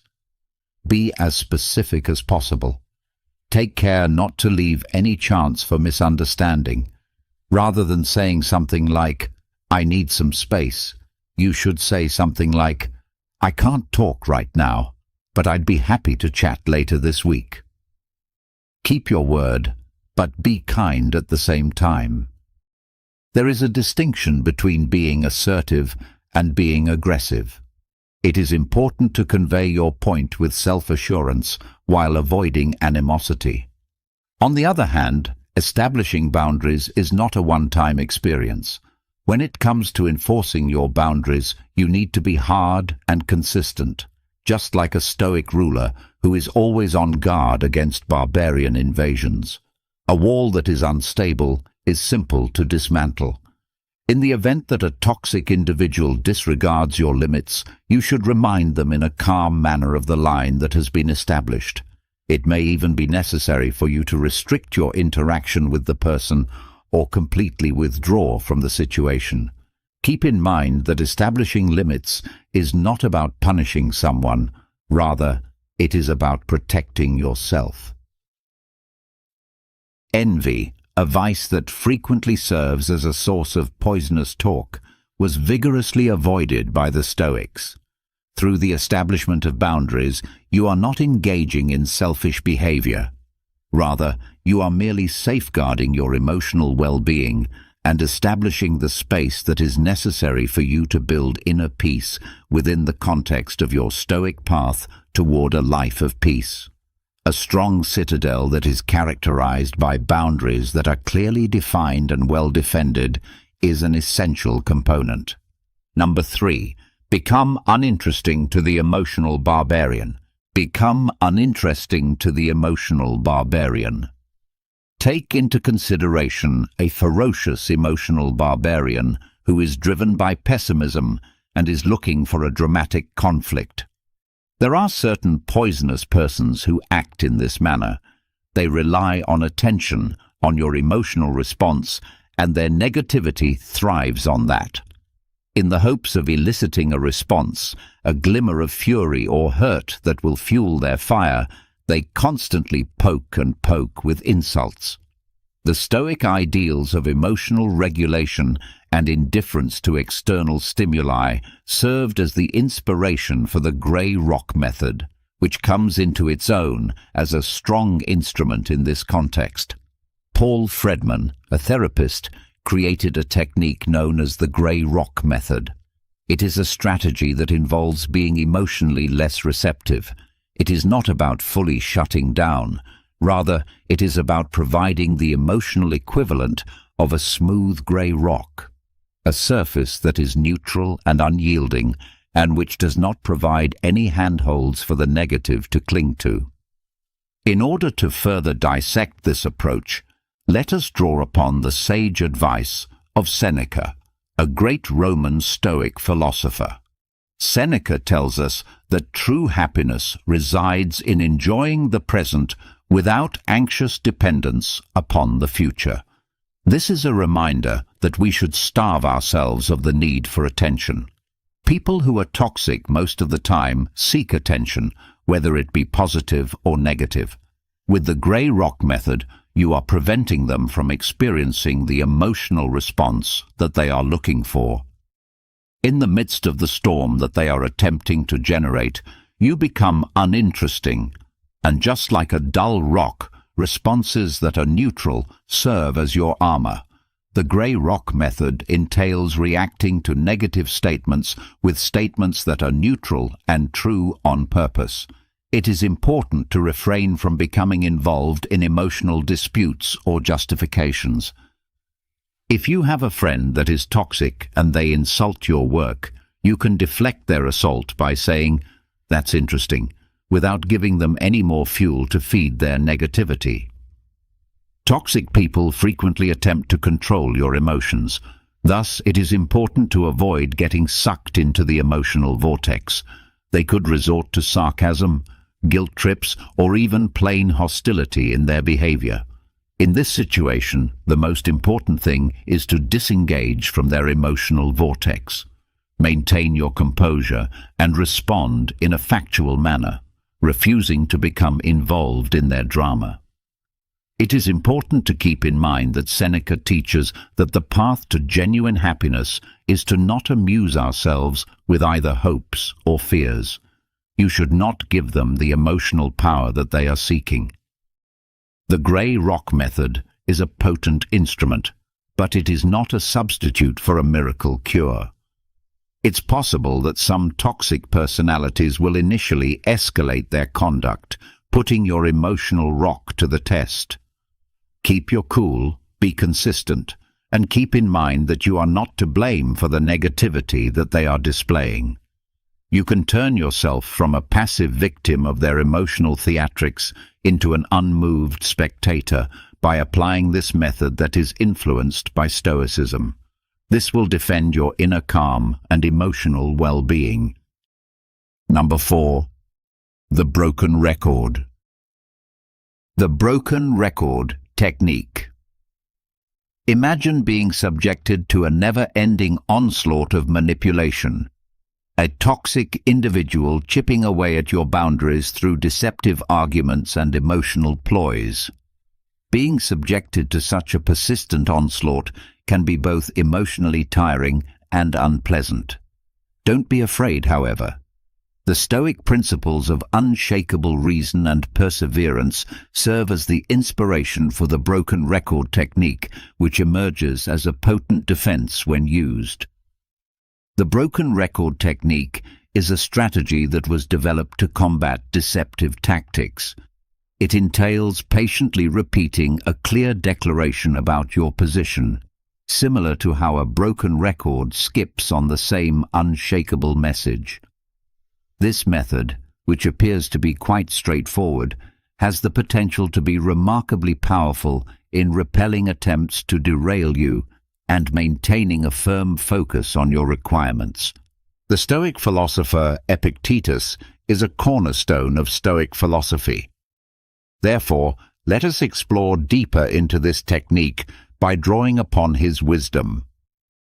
The phrase, "freedom is the only good," describes the power of perseverance.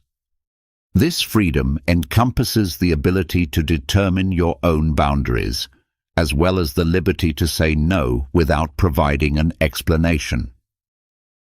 This essential principle is exemplified by the broken record technique. You are able to display your steadfast resolution and prevent the manipulator from pulling you off course by reiterating your viewpoint in a calm and relentless manner, defending against emotional attacks for the purpose of gaining the upper hand. Manipulators frequently deploy emotional strategies. They could try to manipulate you by using flattery, guilt trips, or even fury in an effort to get you to do what they want. You are able to avoid these emotional assaults with the assistance of the broken record technique. You are able to deflect their attempts to manipulate your emotions and keep the argument based in reason by concentrating on the factual statement of your stance. The consistent repetition of your position can be very disconcerting to a manipulator. This is because repetition is considered to be a form of defense. The flow of their conversation is disrupted, they are thrown off balance, and the hollowness of their arguments is brought to light. Imagine a wave crashing on a rock that is very strong. The rock does not move at all, while the wave ultimately disappears. Contrary to popular belief, the broken record technique does not involve confrontation. Maintaining a firm focus on your stance while enforcing your boundaries in a calm manner is something that is important. Keep in mind that Stoicism places a strong emphasis on reason and logic as the guiding principles for managing the problems that life presents. Through the utilization of this method, you give yourself the ability to resist exploitation and safeguard your inner peace with unyielding determination. Number 5. Don't take the bait. Don't take the bait. Imagine a skilled angler who is casting a line that is baited with negative thoughts in the hopes of catching you in a whirlpool of all kinds of emotional drama. They dangle provocations, insults, or guilt trips in the hopes of eliciting a reaction that will fuel their drama and feed their negativity. This is the strategy that many toxic people do. However, the Stoic philosophy provides a great defense, which is indifference. This is not the same thing as apathy. Rather, it refers to the state of being emotionally detached from something. The Stoics, particularly philosophers such as Epictetus, made a distinction between apathy and indifference. In their opinion, apathy was a state that characterized a lack of concern and a state of listlessness. The concept of indifference, on the other hand, refers to a disconnection from the unpleasant feelings and judgments that distort our own reason. When it comes to dealing with toxic people, this distinction is really important. The following is an explanation of how Stoic indifference can assist you in avoiding going for the drama bait. Be aware of the strategy. The first stage is to be aware of the strategy. Become familiar with the telltale signals that a toxic individual is attempting to lure you in. What exactly is it? Is it a sarcastic remark, a veiled insult, or a guilt trip that is camouflaged as a proposal? By the time you have identified the strategy, you have to a certain extent rendered it ineffective. The bait is intended to elicit a response such as wrath, annoyance, or defensiveness, and it is important to detach yourself from the emotional hook. Stoic indifference, on the other hand, is a choice that allows you to avoid becoming emotionally tied to the negative aspects of the situation. Consider the scenario in which you are unable to take the bait that is hanging in the water. You examine it with cool composure, unaffected by the power it possesses to anger you. Let the drama dissolve. When you don't respond to their negative comments, the power that they have over you is diminished due to a shortage of fuel. The drama that they are attempting to build is unable to last in the absence of a response. Their scathing remarks remain suspended in the air, eventually losing their power. It is not necessary to transform into a heartless and uncaring machine. The practice of Stoicism promotes the expression of good emotions. On the other hand, it places an emphasis on detaching from negative emotions that you are unable to control and channeling your feelings toward things that you can control. You can turn yourself from a passive player in their drama into a peaceful observer by practicing Stoic indifference. This allows you to demonstrate that you are not willing to become involved in their emotional web. It is your own inner serenity that continues to exist, a refuge that is unaffected by the storms that others attempt to generate. Number 6. The art of the non-reaction. The art of the non-reaction. Imagine somebody who is a verbal gladiator, someone who is a master of insults and barbs and who thrives on the heated back and forth of an argument. There are some poisonous folks who call this domain their home. They use words as weapons with the intention of inciting anger, humiliating you, and ultimately luring you into their emotional sphere. Presented here is a Stoic strategy that is not only effective but also frequently underappreciated: the art of the non-reaction. When deployed in a planned manner, silence has the potential to be an effective weapon against the lethal verbal assault by causing a disruption in the dynamic that they want. It disarms them. Astonishingly, quiet, on the other hand, is not something that comes effortlessly to everyone. The desire to answer, to defend ourselves, or to win the argument is something that we are frequently conditioned to feel for ourselves. Stoicism, on the other hand, teaches us the significance of mastering our reactions, and a stillness maintained at the appropriate moment indicates true control. In order to have a clearer understanding of the strength of the non-reaction, let us consider the writings of Marcus Aurelius, the well-known Roman Stoic emperor. Putting a stop to the toxic dance. People who are toxic frequently rely on a pattern that is predictable. Their tone is pessimistic, and they anticipate a response from you. When you show anger, annoyance, or defensiveness toward them, you are adding fuel to their fire and maintaining the toxic dance. Having no reaction causes this pattern to be disrupted. You are denying them the emotional response that they are looking for by choosing silence.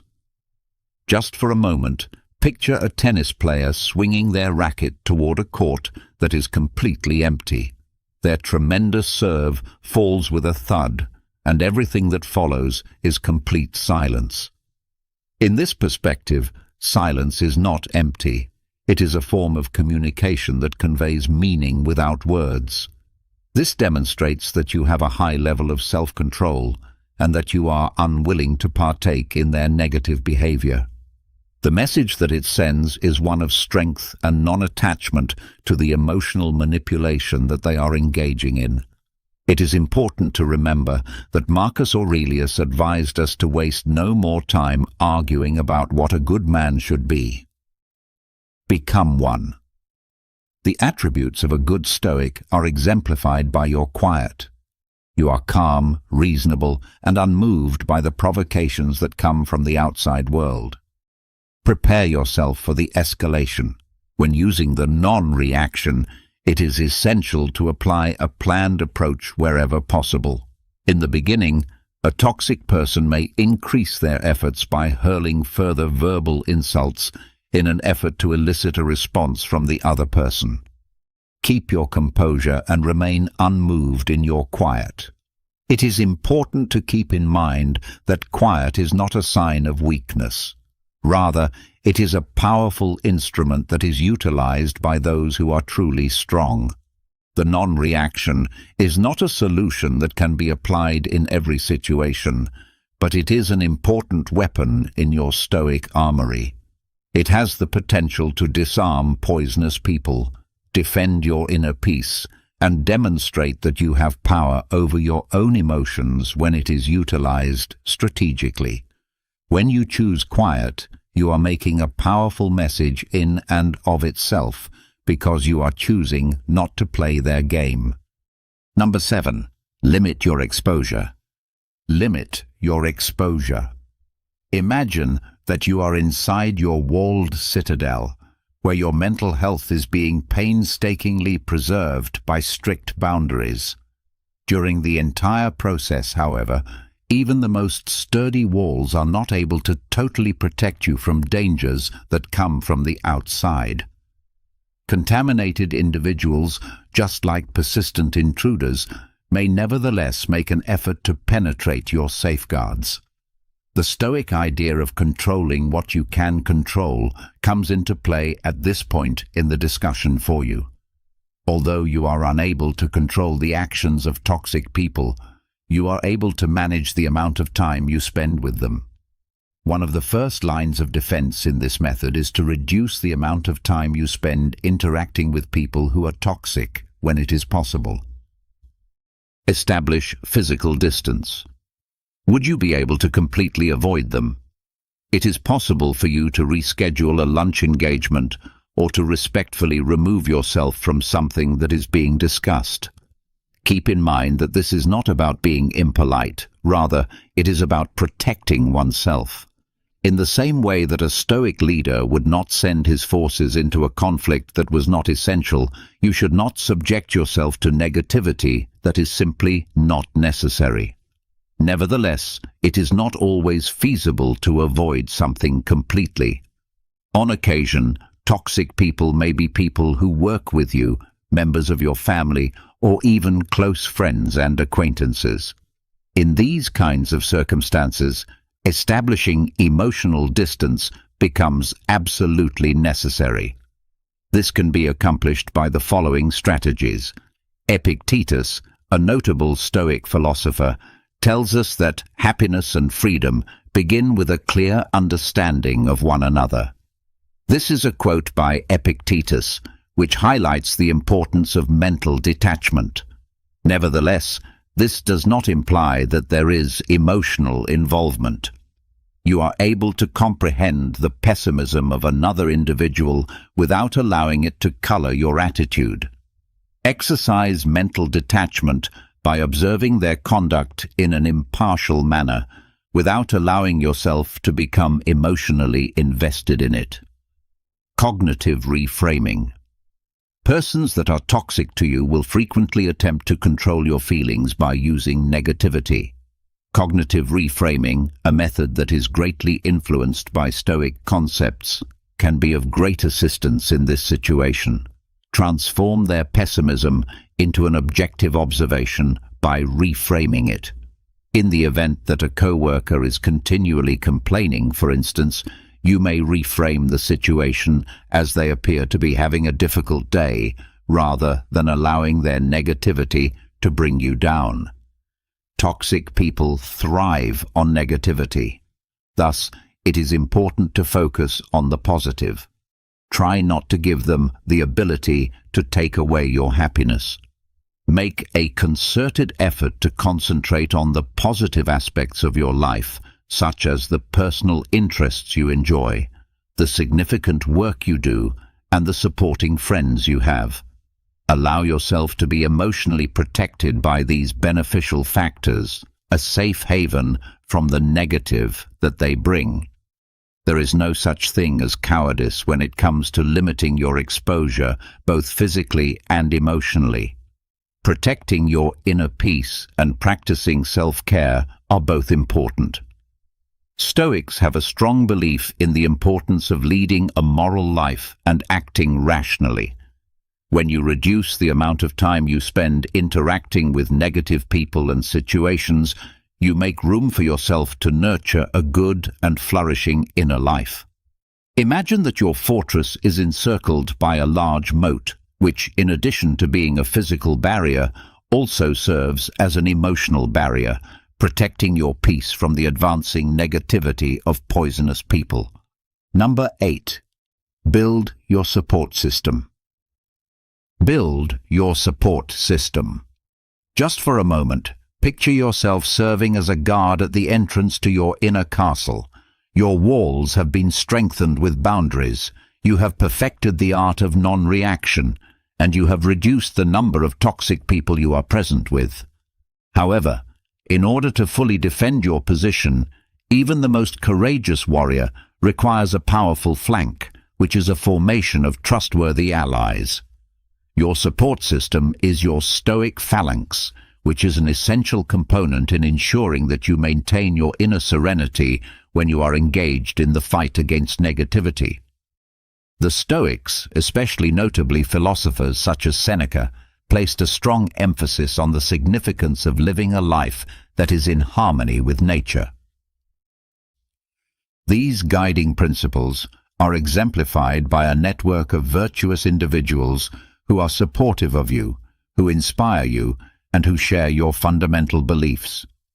In difficult times, you may turn to them for support and guidance. They are the people who will listen to you, offer wise counsel, and offer unwavering encouragement.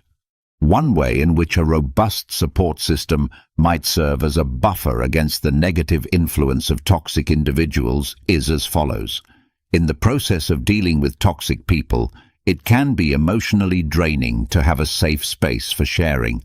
It is possible to create a secure environment in which to analyze your experiences and express your frustrations when you have trusted friends or family members to whom you can confide. Their comprehension and compassion can serve as a vital support system, serving as a reminder that you are not fighting this struggle alone. Toxic people frequently take away from your sense of self-worth, but they may also be a source of encouragement. An effective support system serves as a counterforce, providing you with encouragement and reminding you of your abilities and the value you bring to the world. Their faith in you has the power to strengthen your determination and rekindle the fire that burns inside you, particularly in situations where negativity threatens to extinguish it. Setting an example of virtue and positivity, the Stoics held the belief that it is important to surround oneself with persons who exemplify the characteristics that one wishes to cultivate. A network of virtuous individuals who are supportive of one another might serve as a positive role model. It is possible to learn and develop by seeing the strength, resilience, and optimistic outlook that they possess. This will help you increase your own capacity to gracefully manage negative situations. The process of constructing a solid network of support is one that never ends. In order to accomplish this, you will need to cultivate relationships that already exist and look for people who match your beliefs in order to cultivate this beautiful phalanx. Here are some ways to do so. Invest in quality time. Set aside time to have meaningful interactions with the people who are responsible for your support. You may build a sense of connection by sharing your experiences, listening to theirs, and sharing your own. Joining clubs, volunteer organizations, or online communities that are congruent with your interests and values is a great way to bring together people who share your values and interests. This place is filled with people who share your values and who can serve as a natural source of support and encouragement. It is important to remember that the power of showing gratitude to those who are supporting you can never be underestimated. Please express your gratitude to them for the great influence they have on your well-being, as well as for their presence in your life and their unflinching support. Through the cultivation of a robust Stoic phalanx, you may establish a formidable shield that protects you from the negativity that is caused by poisonous people. Strength, perspective, and a revitalized sense of optimism are all things that you acquire when you are surrounded by positive influences. Always keep in mind that even the most well-guarded fortress might benefit from a robust defense from the outside. Your support system, which consists of your trusty companions, transforms into your unyielding phalanx, guaranteeing that your inner serenity continues to possess a secure and protected sanctuary. Number 9. Prioritize self-care. Prioritize self-care. Making contact with toxic individuals is analogous to being confronted with an unrelenting assault in combat. The emotional energy that you have is depleted, and you may end up feeling exhausted as a result. When it comes to protecting yourself against negativity, self-care becomes an essential component.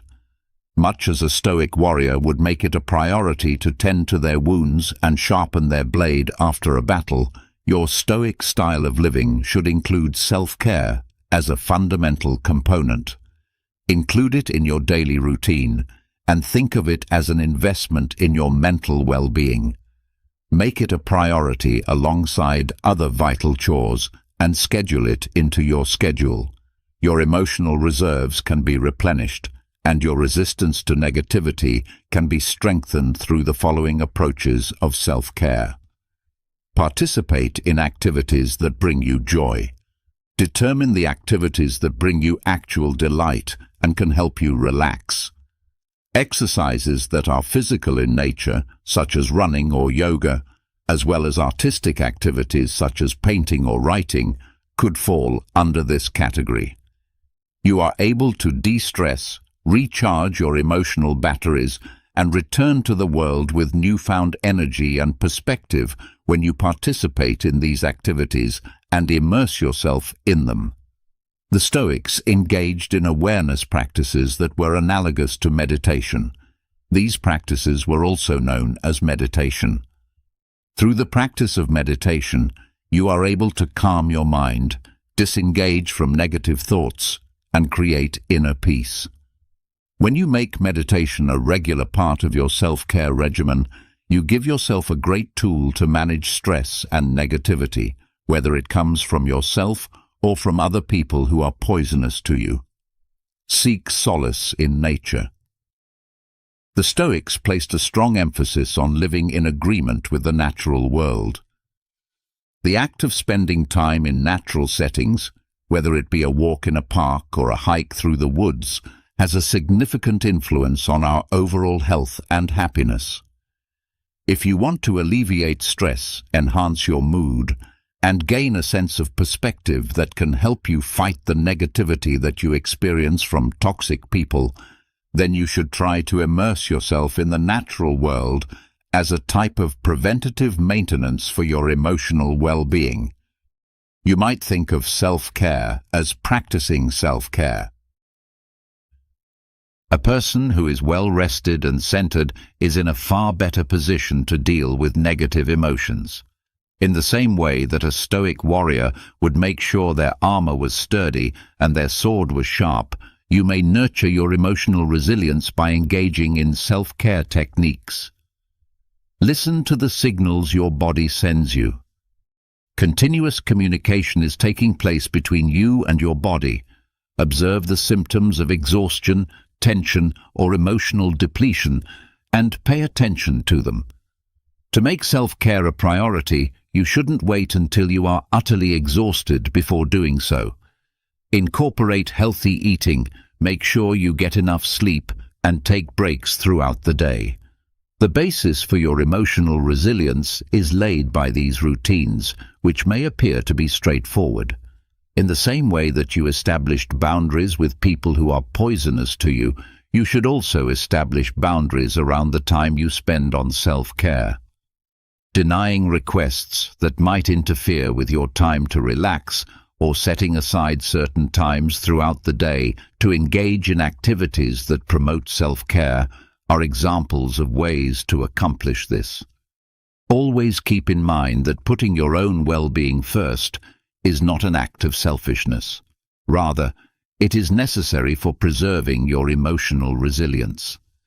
You can become a more powerful and well-balanced individual by implementing self-care into your Stoic way of life. A Stoic warrior would be prepared to meet any adversary, and you approach obstacles with a better perspective and emotional fortitude, much like a Stoic warrior would.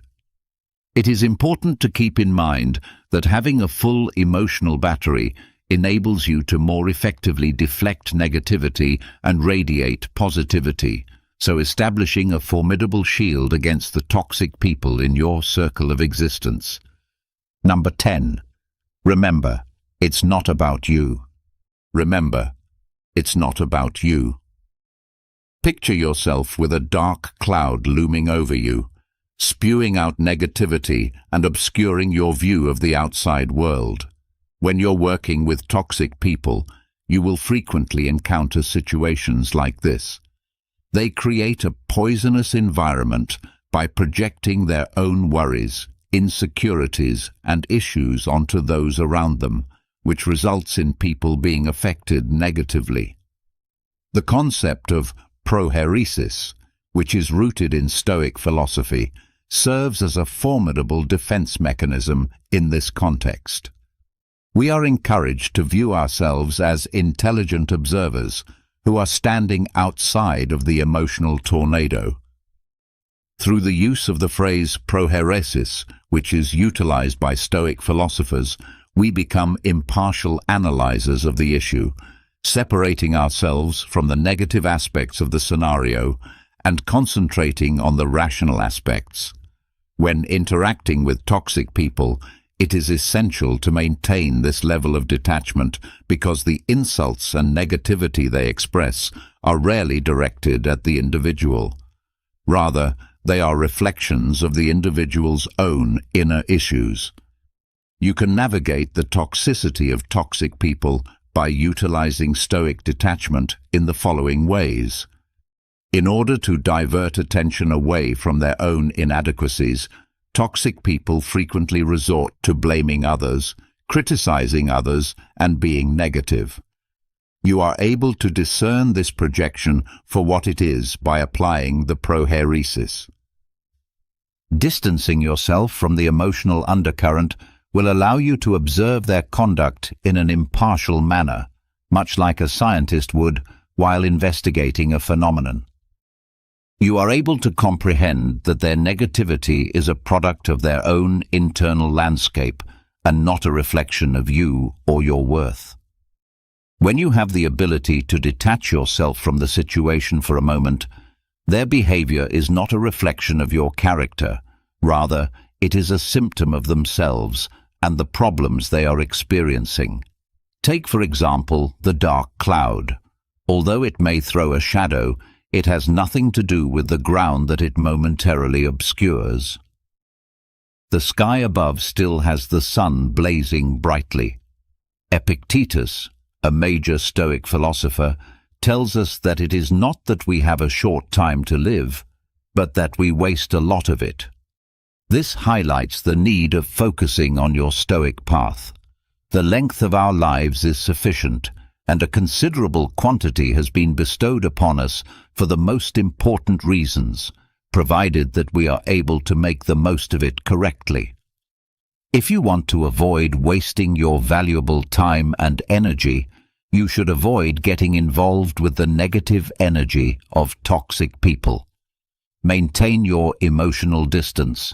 Make it a priority to look after your own health and keep moving forward on the Stoic path that will lead you to a life filled with virtue and calm. It is not the same thing as apathy to be detached. While it is possible to show compassion for their troubles, it is not necessary for you to become a victim of the emotional storms that they are experiencing. You can protect your inner calm and emotional well-being by practicing Stoic detachment, which requires you to change yourself from a passive target into a centered observer. It is important to keep in mind that the sun is still shining brilliantly above the mountains of clouds. Number 11. Don't try to fix them. Don't try to fix them. The desire to mend, to heal, and to engage in the role of a therapist can be powerful, particularly when you are confronted with a person you care about who engages in behaviors that are harmful to others. On the other hand, in the sphere of Stoicism, this road frequently results in frustration and a depletion of one's own emotional reserves. When it comes to cultivating transformation, toxic individuals, like plants that are suffocated by weeds, require their own willpower and work. This transition cannot be compelled by any means, for the following reasons. Stoicism places a greater emphasis on concentrating on what you are able to control, which is your own reactions and interactions, rather than making an effort to change a toxic person. The onus of accountability for the actions of a toxic person is entirely on the individual himself or herself. It is necessary for them to make the deliberate decision to address their negative emotions and look for a way to achieve virtue. Trying to take on this responsibility for them will only result in an unhealthy dynamic and will hinder them from taking responsibility for the problems they are experiencing. One of the fundamental principles of Stoicism is the acceptance of things that are beyond one's ability to control. This includes things like the actions of other people, the circumstances of the outer world, and the ever-changing conditions of existence. The negativity that is exhibited by a poisonous person is a perfect example of this category. Because you have come to terms with this fact, you have liberated yourself from the fruitless effort to alter them. Imagine that your inner tranquility is a blooming garden. This is the focus of your Stoic garden. The toxic people in your life, with their negative attitude, are like weeds that threaten to suffocate the growth that you have painstakingly cultivated. You are wasting your time and effort by attempting to uproot them in the garden of another person. Put your attention on things that are important to you, such as establishing positive connections, tending to your virtues, and engaging in self-care practices. The Stoic philosophy, on the other hand, places a high importance on assisting others in achieving virtue. If you feel compelled, there are ways to encourage a toxic person to engage in self-reflection. However, it is important to keep in mind that you have limitations. Instead of trying to dictate the path that they should take to change, you should offer materials that could potentially stimulate their own introspection. Then, you would try to solve their problem. A book on good communication, a recommendation for a therapist, or even just a kind suggestion to evaluate the consequences of their actions could be included in this, depending on the circumstances. You can have the most significant influence on others by demonstrating Stoic principles in your own life. This is the most effective way to lead by example. You have the ability to act as a vibrant beacon, a monument to the transformational power of Stoic ideas. Through your calm attitude, measured responses, and unwavering emphasis on virtue, sometimes despite your best attempts, a toxic person will continue to be entrenched in their negativity. It is important to know when to get away from them. In circumstances like these, Stoicism recommends establishing boundaries and, if necessary, withdrawing from the situation in order to safeguard one's own well-being. Keep in mind that you are unable to influence their trip, but you have the ability to pick your own path. Through the process of internalizing these ideas, you will convert yourself from a frustrated fixer into a Stoic facilitator. You are able to provide assistance without jeopardizing your own health, and you are able to develop a garden that may flourish in spite of the weeds that may be growing in other areas. Number 12. When to walk away. When to walk away. Imagine if you are looking for safety amid the tranquility of your Stoic castle of refuge. You have developed your emotional detachment, and you have planted a healthy inner garden. You have also strengthened your walls by establishing limits. Nevertheless, in spite of your best efforts, The negativity that comes from a toxic individual continues to remain, posing a threat to your defenses. The ability to recognize when it is appropriate to withdraw from a situation is a fundamental Stoic precept. Making the decision to leave a toxic relationship, particularly one that involves close family members or co-workers, can be a decision that is extremely difficult to make. Prioritizing your mental health, on the other hand, is of the utmost importance. Stoics have a strong belief in the importance of leading a moral life and acting rationally.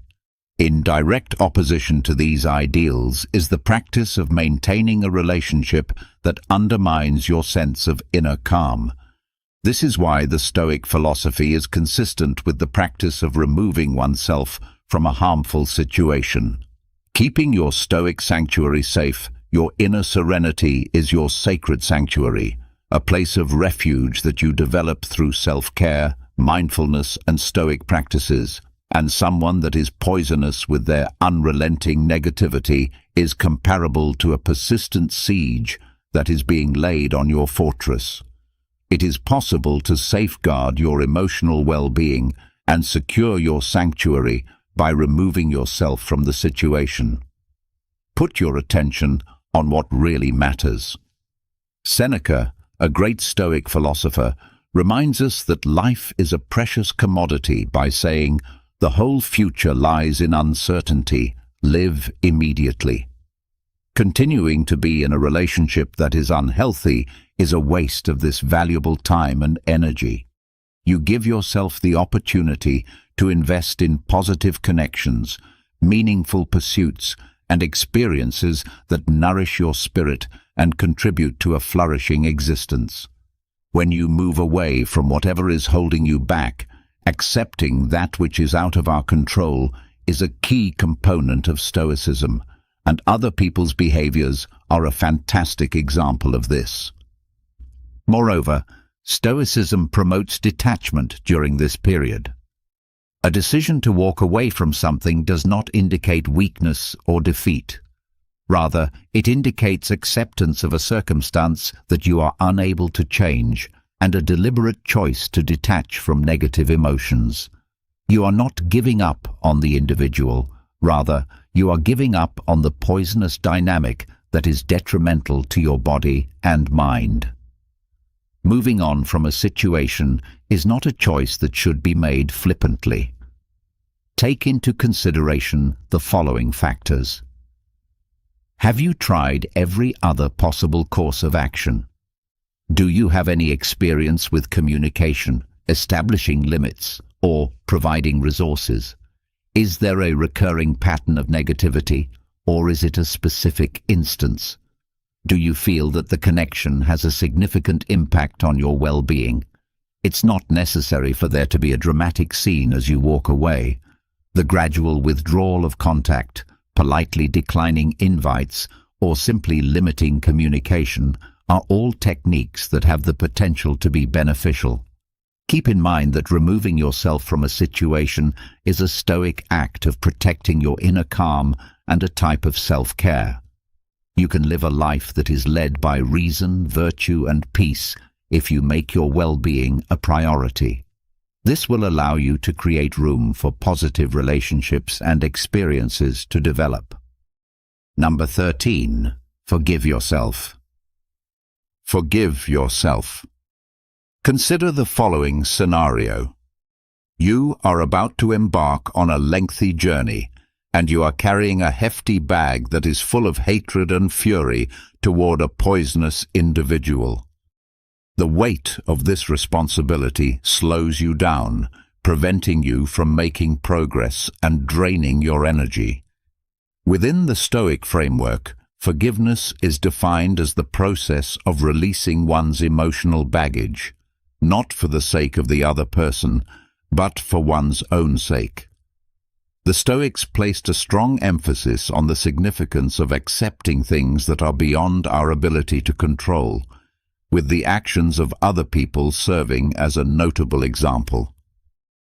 The act of harboring hate and resentment toward a person who creates a toxic environment falls clearly inside this category. Remaining steadfast in these unfavorable feelings will only cause you harm, contaminating your present and casting doubt on your future. Stoic principles equip you with the ability to forgive yourself and free yourself from the load of negativity in the following ways. Concentrate on your inner landscape. The Stoics held the belief that the actual source of power is the ability to govern one's own ideas and actions rather than the acts of others or the events that occur in the outside world. In order to recover control of your inner landscape and make room for serenity and emotional well-being, you must first forgive yourself and then let go of any animosity you may continue to harbor. Forgiveness, in the Stoic understanding, does not involve condoning the behavior of the poisonous person. Rather, it is about accepting the behavior of the toxic person, acknowledging what has occurred, coming to terms with the fact that it is beyond your control, and making the decision to move forward with a lighter heart. These are all important steps. The famous Stoic emperor Marcus Aurelius tells us that you have power over your mind. You do not have power over events that occur outside of yourself. Make this a reality, and you will discover your strength. Your ability to forgive gives you the ability to reclaim this power. Finding a way to break the cycle of negativity. Resentment is a prison that one has created for oneself. If you continue to hold on to it, you are allowing the toxic person to continue to have a detrimental impact on your life, even though they are no longer there. A break in this cycle can be achieved by forgiving yourself, which will release you from the emotional shackles of the past. The process of forgiving oneself does not take place overnight. In order to foster forgiveness, here are some ways to do so. Recognize your feelings. The first thing you need to do is recognize the feelings of anger, hurt, or resentment that you are experiencing. When these feelings are repressed, it just serves to slow down the healing process. Practicing self-compassion entails treating oneself with the same empathy and consideration that you would provide to a friend experiencing a similar situation. Not only are you a victim of their negativity, but you are also a victim of their behavior. Make an effort to evaluate the event in an objective manner. Was the toxic individual acting maliciously, or were there other things at play that contributed to the situation? Transforming your point of view can help cultivate empathy and understanding, which in turn can pave the road for forgiveness. A gift is something that you offer to yourself, and forgiveness is a gift. You may make room for emotional healing, progress, and a life that is more rewarding by letting go of the burden of negativity. Imagine that you are going on your journey, your backpack lighter and your heart lighter, and that you are prepared to accept the adventures that are still to come with a renewed sense of strength and tranquility. You have the ability to convert yourself from a passive victim of toxic people into a resilient warrior of your inner peace by applying these 13 methods that are inspired by Stoic philosophical thought. Keep in mind that a life that is devoid of negativity is a life that is worth fighting for. Top of form, bottom of form. Have you ever longed for someone to miss you so deeply that you're the very first thought they have when they open their eyes in the morning and the last one before they drift off at night? If that's something you've wished for, then you're exactly where you need to be. Today, we're going to uncover the secrets of becoming truly unforgettable. We're diving into timeless Stoic principles, not just to stir a little longing, but to help you transform into someone whose absence creates a powerful and irresistible presence. Seneca once shared a profound truth: absence intensifies love, while presence reinforces it. With that in mind, let's learn how to sharpen love to such a degree that your absence leaves a meaningful imprint. Don't skip any part of what we're about to explore, because each principle contributes an essential piece to the overall puzzle of becoming someone whose absence is genuinely felt. Before we get started, here's a quick, fun little challenge for you. Leave a comment below with the phrase, "on their mind tomorrow." It's short, sweet, and perfectly captures what we're diving into today.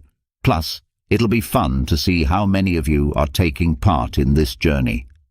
Now, let's get ready to explore these 10 powerful Stoic strategies that will not only increase your presence in someone's heart, but will also make them truly yearn for you when you're not around. Let's begin with the first principle, self-sufficiency. You might be asking yourself, how can being independent make someone miss me more? The answer lies in demonstrating that you are whole and complete on your own, which is both attractive and captivating in any relationship. Think about it like this. When you're self-sufficient, you're not constantly reaching out for attention or leaning heavily on your partner for emotional support. Instead, you're actively living your life, pursuing your passions, meeting your own needs, and thriving as an individual. This kind of independence doesn't push people away, it pulls them in. It piques curiosity and earns admiration. Your partner begins to see you not just as their significant other, but as someone strong, centered, and thriving independently. When you're not always available or relying on them to bring you joy, you create a healthy space in the relationship. And this space isn't about emotional distance, it's about allowing each other to grow as individuals. What do they start to feel when you're not there? They begin to think about you. They remember how gracefully you manage life, how composed you are, how self-directed your choices seem. This memory, this vision of your strength and autonomy, begins to spark longing. They miss the version of you that stands tall and independent. So embrace your self-sufficiency. It's not about distancing yourself. It's about inspiring a deeper, more respectful admiration of your presence. And as you cultivate that independence, don't be surprised if they find themselves thinking about you not just tomorrow, but for many tomorrows to come. Next comes emotional control. Now, you might think, control my emotions? I just want them to miss me. But here's the secret. Mastering your emotions is like having the reins of a powerful horse. It gives you the ability to guide the direction and tone of your relationships. Picture this. Every time you interact with them, you remain composed. Even when conversations take an unexpected turn or heat up, you hold your ground with calm. This kind of emotional balance doesn't just impress, it fascinates. Why? Because, as Marcus Aurelius wisely said, you have control over your mind, not external events. Recognize this, and you'll discover true strength. When you respond with this inner strength, you leave a mark. People expect emotional reactions, but when you respond with calm, clarity, and thoughtful presence, it creates an aura of mystery. They begin to wonder what's going on inside your mind. You're not predictable anymore. You're serene and composed, and that unpredictability draws them in. Now, emotional control doesn't mean becoming cold or robotic. It means choosing to respond instead of react. That slight shift makes your emotions more meaningful when they are expressed. When you do open up, your feelings carry weight. They're not impulsive, they're deliberate, heartfelt, and powerful. And when you're not around, what do they remember? That poised version of you. They recall how you made them feel safe, calm, intrigued. They long for the warmth behind your thoughtful affection. So keep your cool, stay grounded, and let them wonder. Maybe even leave behind a subtle hint, something that softly suggests, "Will you be thinking of me tomorrow?" Because in love, mystery can be a powerful magnet. Now we come to intentional communication. Have you ever noticed how just a few well-chosen words can leave someone longing for your presence? This is the magic of speaking with purpose. Intentional communication is about being deliberate with your words, making sure everything you say adds depth, connection, and value. When you speak intentionally, you don't just talk, you craft. You choose language that resonates, that sparks thought, that invites connection. It's not about saying a lot, it's about saying what matters.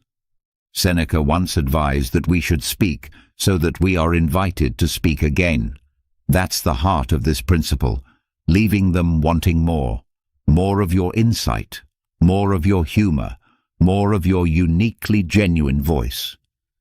Now, imagine that each time you speak, you're doing so to build understanding, to enhance the moment, to offer something real.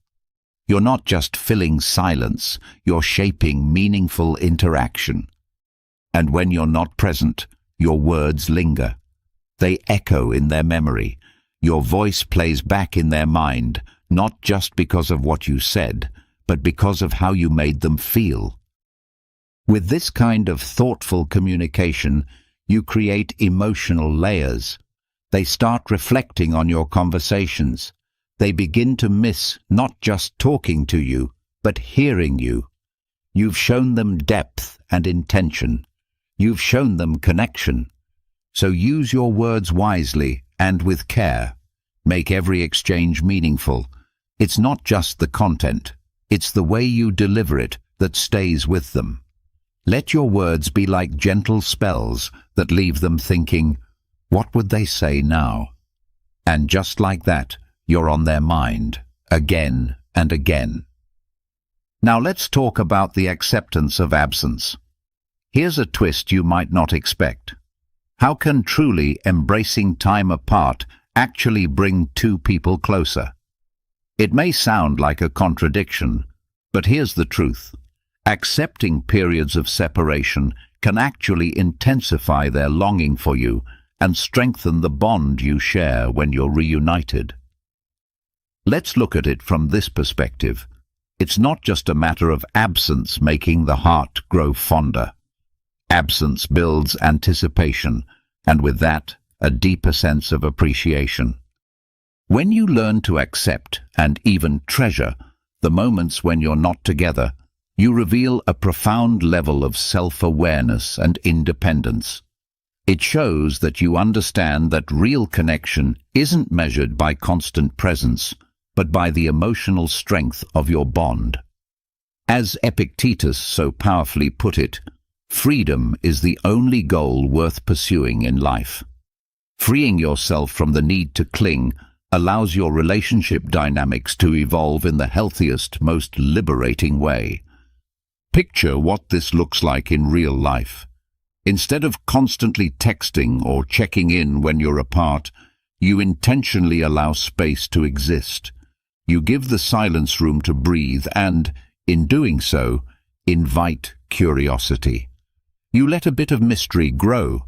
Suddenly, you're no longer just a routine part of their daily life.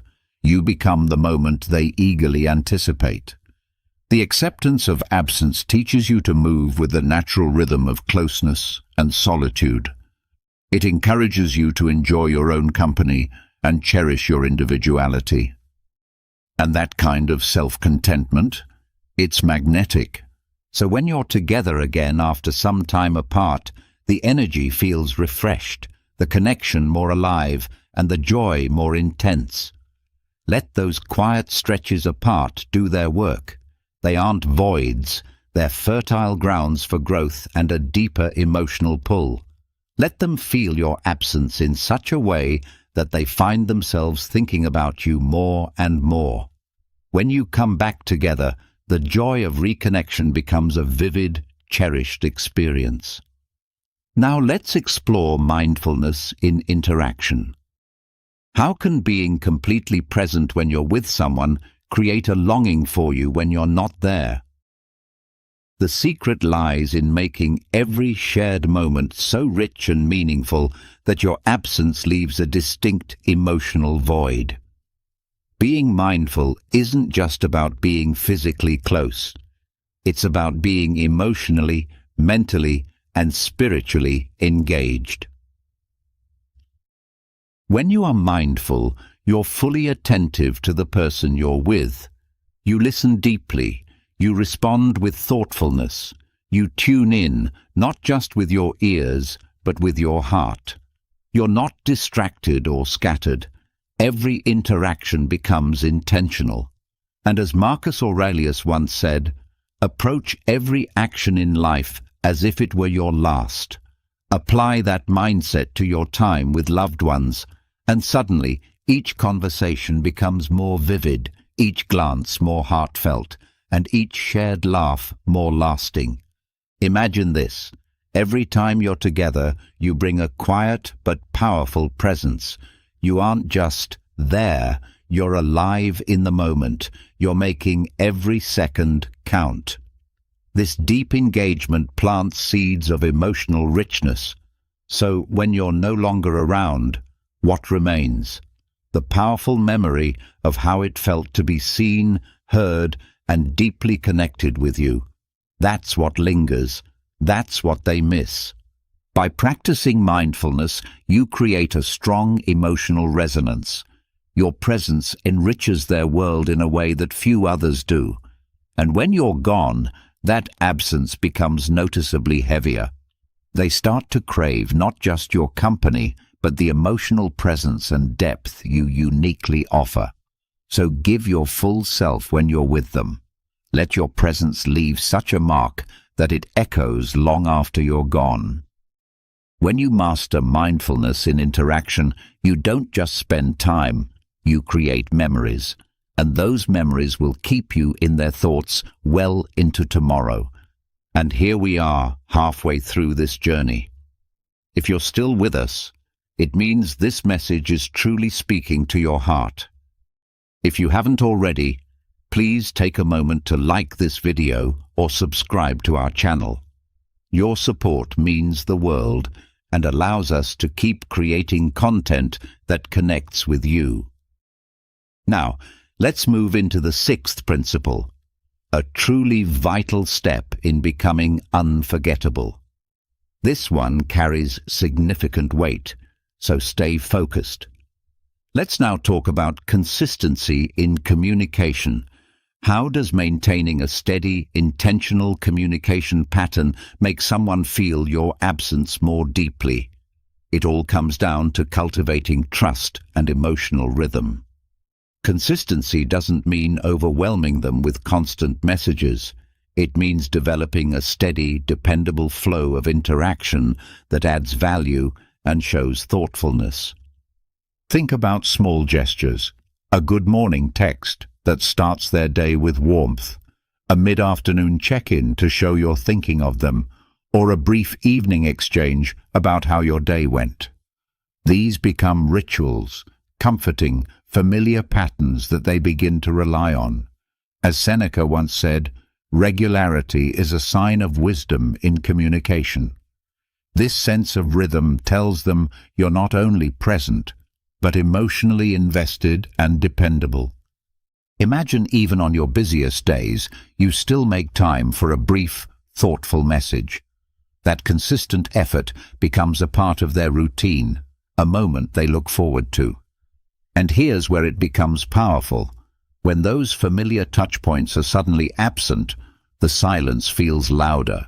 Your absence becomes a noticeable void, and they begin to long for your presence to return. This consistency doesn't just make you predictable, it makes you comforting, stable, and emotionally significant. You weave yourself into their everyday life through small, meaningful interactions. And when you're not there, they feel it. They miss not just the words, but the feeling that your messages bring. So make consistency your trademark in communication. Keep the rhythm going. Be someone they know they can count on to show up, even in small ways. Because the more dependable you are, the more deeply they feel your absence when it comes. Your goal isn't just to be remembered occasionally, it's to be constantly present in their thoughts, even from afar. Now, let's shift into purposeful living. How can having a life full of purpose make someone long for your presence even more? The answer lies in becoming someone whose passion and drive is naturally magnetic. When you lead a purpose-driven life, you're not sitting around waiting for someone else to complete you. You're actively shaping your life, chasing dreams, and engaging with your passions. Living with intention gives your energy a different kind of glow. You become someone who's exciting, inspiring, and a joy to be around. When you speak about your goals or dive into your projects, you radiate a kind of passion that's contagious. And that energy sticks with people. It makes them admire you, respect you, and most importantly, miss you when you're gone. So pursue your goals, cultivate your passions, let your life be full and vibrant. This creates a sense of admiration and even a little mystery. They'll find themselves thinking, "What are they up to now?" Or, "I wonder how that project is going." That curiosity grows into longing. Your purpose-driven life becomes a compelling part of your identity that they want to stay connected with. Ultimately, purposeful living isn't about being too busy for love.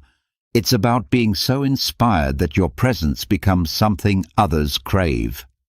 Your energy draws people in, and when you're not around, they miss not just your company, but the light you bring into their world. When you live with purpose, you're not simply waiting for someone else to occupy your time. You're actively pursuing your goals and making the most of each moment. Living with intention naturally enhances your appeal and mystique. It signals that your life has direction and ambition that extend beyond your relationship. You become someone who is contributing to something bigger. And this depth adds to your charm and admiration in the eyes of others. The Stoic philosopher Seneca once remarked that our plans often fail because they lack clear direction. When a person doesn't know which harbor they are sailing toward, no wind is the right one. By setting clear intentions and working toward defined goals, you not only stay focused, but also become more dynamic and captivating. Visualize this. You share exciting stories with your partner about your latest projects, your volunteer initiatives, or your creative passions. As you talk, they see the light in your eyes, the genuine enthusiasm that fuels you. This excitement is contagious, leaving a lasting impact. When you're not around, they begin to miss that infectious energy and the inspiration you radiate. They find themselves eagerly anticipating your next story, the next wave of passion you'll bring to your conversations. In your absence, there's a noticeable void where that vitality once flowed. By choosing to live with purpose, you present yourself as someone constantly evolving and growing. This ever-changing journey keeps your presence fresh and engaging. When you're not there, your partner misses being part of that exciting path. They miss sharing in your victories, challenges, and dreams. So lean into your passions and allow your purposeful life to become a shining example. Show them you're someone who cherishes life and is determined to make a meaningful impact. And keep in mind, when you live with purpose, you'll remain in their thoughts, not just out of love, but out of admiration and a deep appreciation for your zest for living. How does practicing emotional moderation make someone miss you more? It's about establishing a sense of balance and control in the emotional dynamic of the relationship. Thoughtful and restrained emotional expression adds depth and clarity to your interactions. By maintaining emotional moderation, you avoid overwhelming your partner, whether through intense declarations of love or outbursts of frustration. This Stoic approach empowers you to navigate relationship challenges with grace and emotional intelligence, elevating the quality of your emotional connection. Marcus Aurelius wisely observed that the best revenge is simply to be unlike the person who caused you harm. Applied to relationships, this suggests that rather than reacting impulsively or emotionally, you respond with calm, intentional words and actions. Imagine handling a disagreement with patience and clarity. You express your feelings in a genuine way, but not in a manner that feels overbearing or impulsive. This sense of emotional poise allows space for desire and thoughtfulness to grow. Your partner comes to understand that your feelings are real, not just fleeting reactions or emotional impulses. When you're not around, they begin to yearn for that emotional steadiness you bring. They miss the calm confidence in your presence and the way your expressions of love feel meaningful, not rushed or exaggerated. Emotional moderation doesn't mean shutting down or being cold. It means mastering your emotions instead of letting them master you. This inner strength is deeply attractive and cultivates a foundation of trust and admiration. Strive to strike a harmonious balance in how you share your emotions. In doing so, you'll enhance the richness of your interactions and become someone who leaves a lasting, peaceful presence in their life. Remember, in the rhythm of love, it's often the softest notes, the composed and quiet moments that echo the loudest and linger the longest. How does displaying resilience during hard times make someone miss you more? It's about showing that you're capable of navigating life's inevitable challenges with courage and grace, creating a sense of stability and comfort that your partner finds deeply reassuring. Resilience in adversity means facing hardships directly without collapsing under the weight of them. This ability to stand strong not only builds your own character, but also portrays you as someone dependable and unwavering, qualities that naturally draw others closer. Seneca, the Stoic philosopher, once said that a gem cannot be polished without friction, nor a person perfected without trials. This timeless truth highlights that overcoming difficulties not only strengthens you, but also makes you more admirable. Think about a situation where you're faced with significant personal challenges, and yet you stay composed and tackle your problems head-on. This measured response garners both respect and deep appreciation from your partner. They witness not just your ability to survive, but to thrive, and that memory lingers even when you're not physically with them. When you're away, the image of your resilience provides a comforting presence in their mind. They recall how grounded and strong you remain in turbulent times and miss the peace and strength you bring into their life. Resilience isn't simply about enduring hardship. It's about emerging from it stronger, with hope and determination intact. It's about maintaining a forward-moving mindset, seeking solutions, and not giving in to despair. This strength is incredibly attractive. It draws your partner to you not only because they love you, but because they are inspired by your ability to remain composed under pressure. Consider how this resilience shows up in your everyday life. Maybe you lose a job, but immediately take proactive steps to find new opportunities, staying hopeful. Or perhaps a family emergency arises, and you manage to provide support to others while also maintaining emotional clarity. These instances define who you are and leave a powerful impression. When your partner witnesses this kind of resilience, they see you as a rock, a steady force in their world.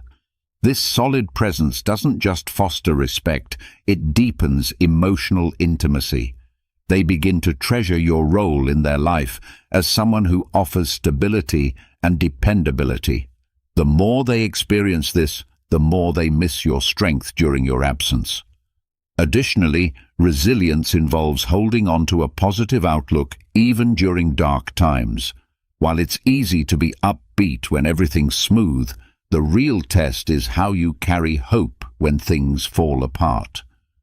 That quiet optimism becomes a guiding light, not only for you, but for your partner too. It uplifts them, and they miss that sense of reassurance when you're not there. Moreover, demonstrating resilience during challenging times also means maintaining a hopeful and positive mindset. It's simple to stay upbeat when everything is going smoothly, but genuine resilience shines through when you're able to see light even in your darkest hours. This kind of optimism is powerful and has the ability to lift your partner's spirits when they're feeling down. When you're not with them, it's not just your physical presence they long for, but also the hope and positivity you bring into their world. By embodying resilience, you show that you're not merely surviving the storms, you're rising above them, becoming stronger with every step. You become a beacon, someone who not only withstands adversity but leads others by example. This makes each moment you spend together more special and profound, as they eagerly await the comfort and inspiration that comes with your presence. They begin to associate you with feelings of security, strength, and hope, all of which are essential in a healthy and loving relationship. So embrace life's challenges as opportunities to reveal your inner strength and emotional steadiness. Let them see that no matter what life throws at you, you remain grounded and unwavering. Keep in mind that showcasing this kind of resilience keeps you alive in their thoughts, not just as someone they care about, but as a powerful force of love and stability in their life. Your resilience becomes the bedrock of the connection you share, making you irreplaceable and someone they deeply long for when you're not there. Now, let's talk about consistency in character. How can staying true to who you are make someone miss you even more? It's about being a steady, dependable presence in their life while still retaining enough intrigue to keep things exciting. Consistency in character means you don't change with the wind. You are the same authentic person day in and day out, and that predictability builds a strong sense of trust and security in your relationship. As the philosopher Epictetus once advised, first determine what kind of person you want to be, and then take action to live that truth. This commitment to personal integrity means your partner knows exactly who you are and what to expect from you, and that's incredibly reassuring. Imagine how this unfolds in your relationship. You're someone who lives by your principles, follows through on your promises, and consistently treats your partner with respect and care. That kind of reliability doesn't just make you a great partner. It makes you someone they truly depend on and treasure. When you're consistently kind, honest, and supportive, your partner can relax into the relationship, knowing they can count on you. And when you're not there, they feel the absence of that dependable energy. Your steady character has become an essential part of their emotional world. But being consistent doesn't mean you become boring or completely predictable. There's still plenty of room for fun, spontaneity, and surprise. It could be a spontaneous date night, a small but thoughtful gift, or a funny message that brightens their day. These little surprises layered on top of your solid foundation keep the connection alive and dynamic. You become the best of both worlds, reliable and exciting. Think about the deeper impact of maintaining this consistency in values and behavior. Your partner knows that no matter what uncertainties life throws at them, you'll remain the same supportive, loving person. That kind of stability is rare and precious. And when you're not around, it's this steady presence they miss, the one who brings calm, love, and reliability into their life. But the occasional dose of spontaneity ensures that the relationship doesn't fall into routine. It's like keeping the fire burning steadily while also adding a spark now and then to make it dance. Maybe you plan a surprise weekend away or leave a heartfelt note for them to find. These small acts show that you're not just consistent, you're also capable of delighting them in unexpected ways. This thoughtful combination ensures they look forward to both your grounding presence and the joy you bring through these delightful moments. They don't just miss your constancy, they miss the energy, creativity, and joy that you inject into their life.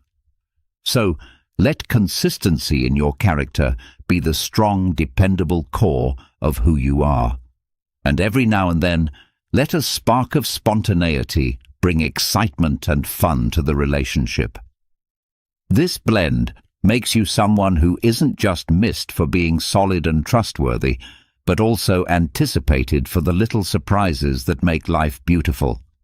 Being on their mind tomorrow means building a relationship rooted in trust but kept vibrant by moments of wonder and joy. Your partner will admire the stability you offer and look forward to the unexpected happiness you bring. In closing, fully embrace the importance of character consistency while leaving room for moments of playful unpredictability. It's this special mix that makes you unforgettable and deeply missed. Your partner will treasure the dependable foundation you provide and look forward to the exciting little things you do to keep love fresh and alive. This dynamic ensures that you're not just remembered, but deeply cherished, always occupying a special place in their heart and thoughts. Before you head out, make sure to give this video a thumbs up if you enjoyed it, and hit that subscribe button if you haven't already.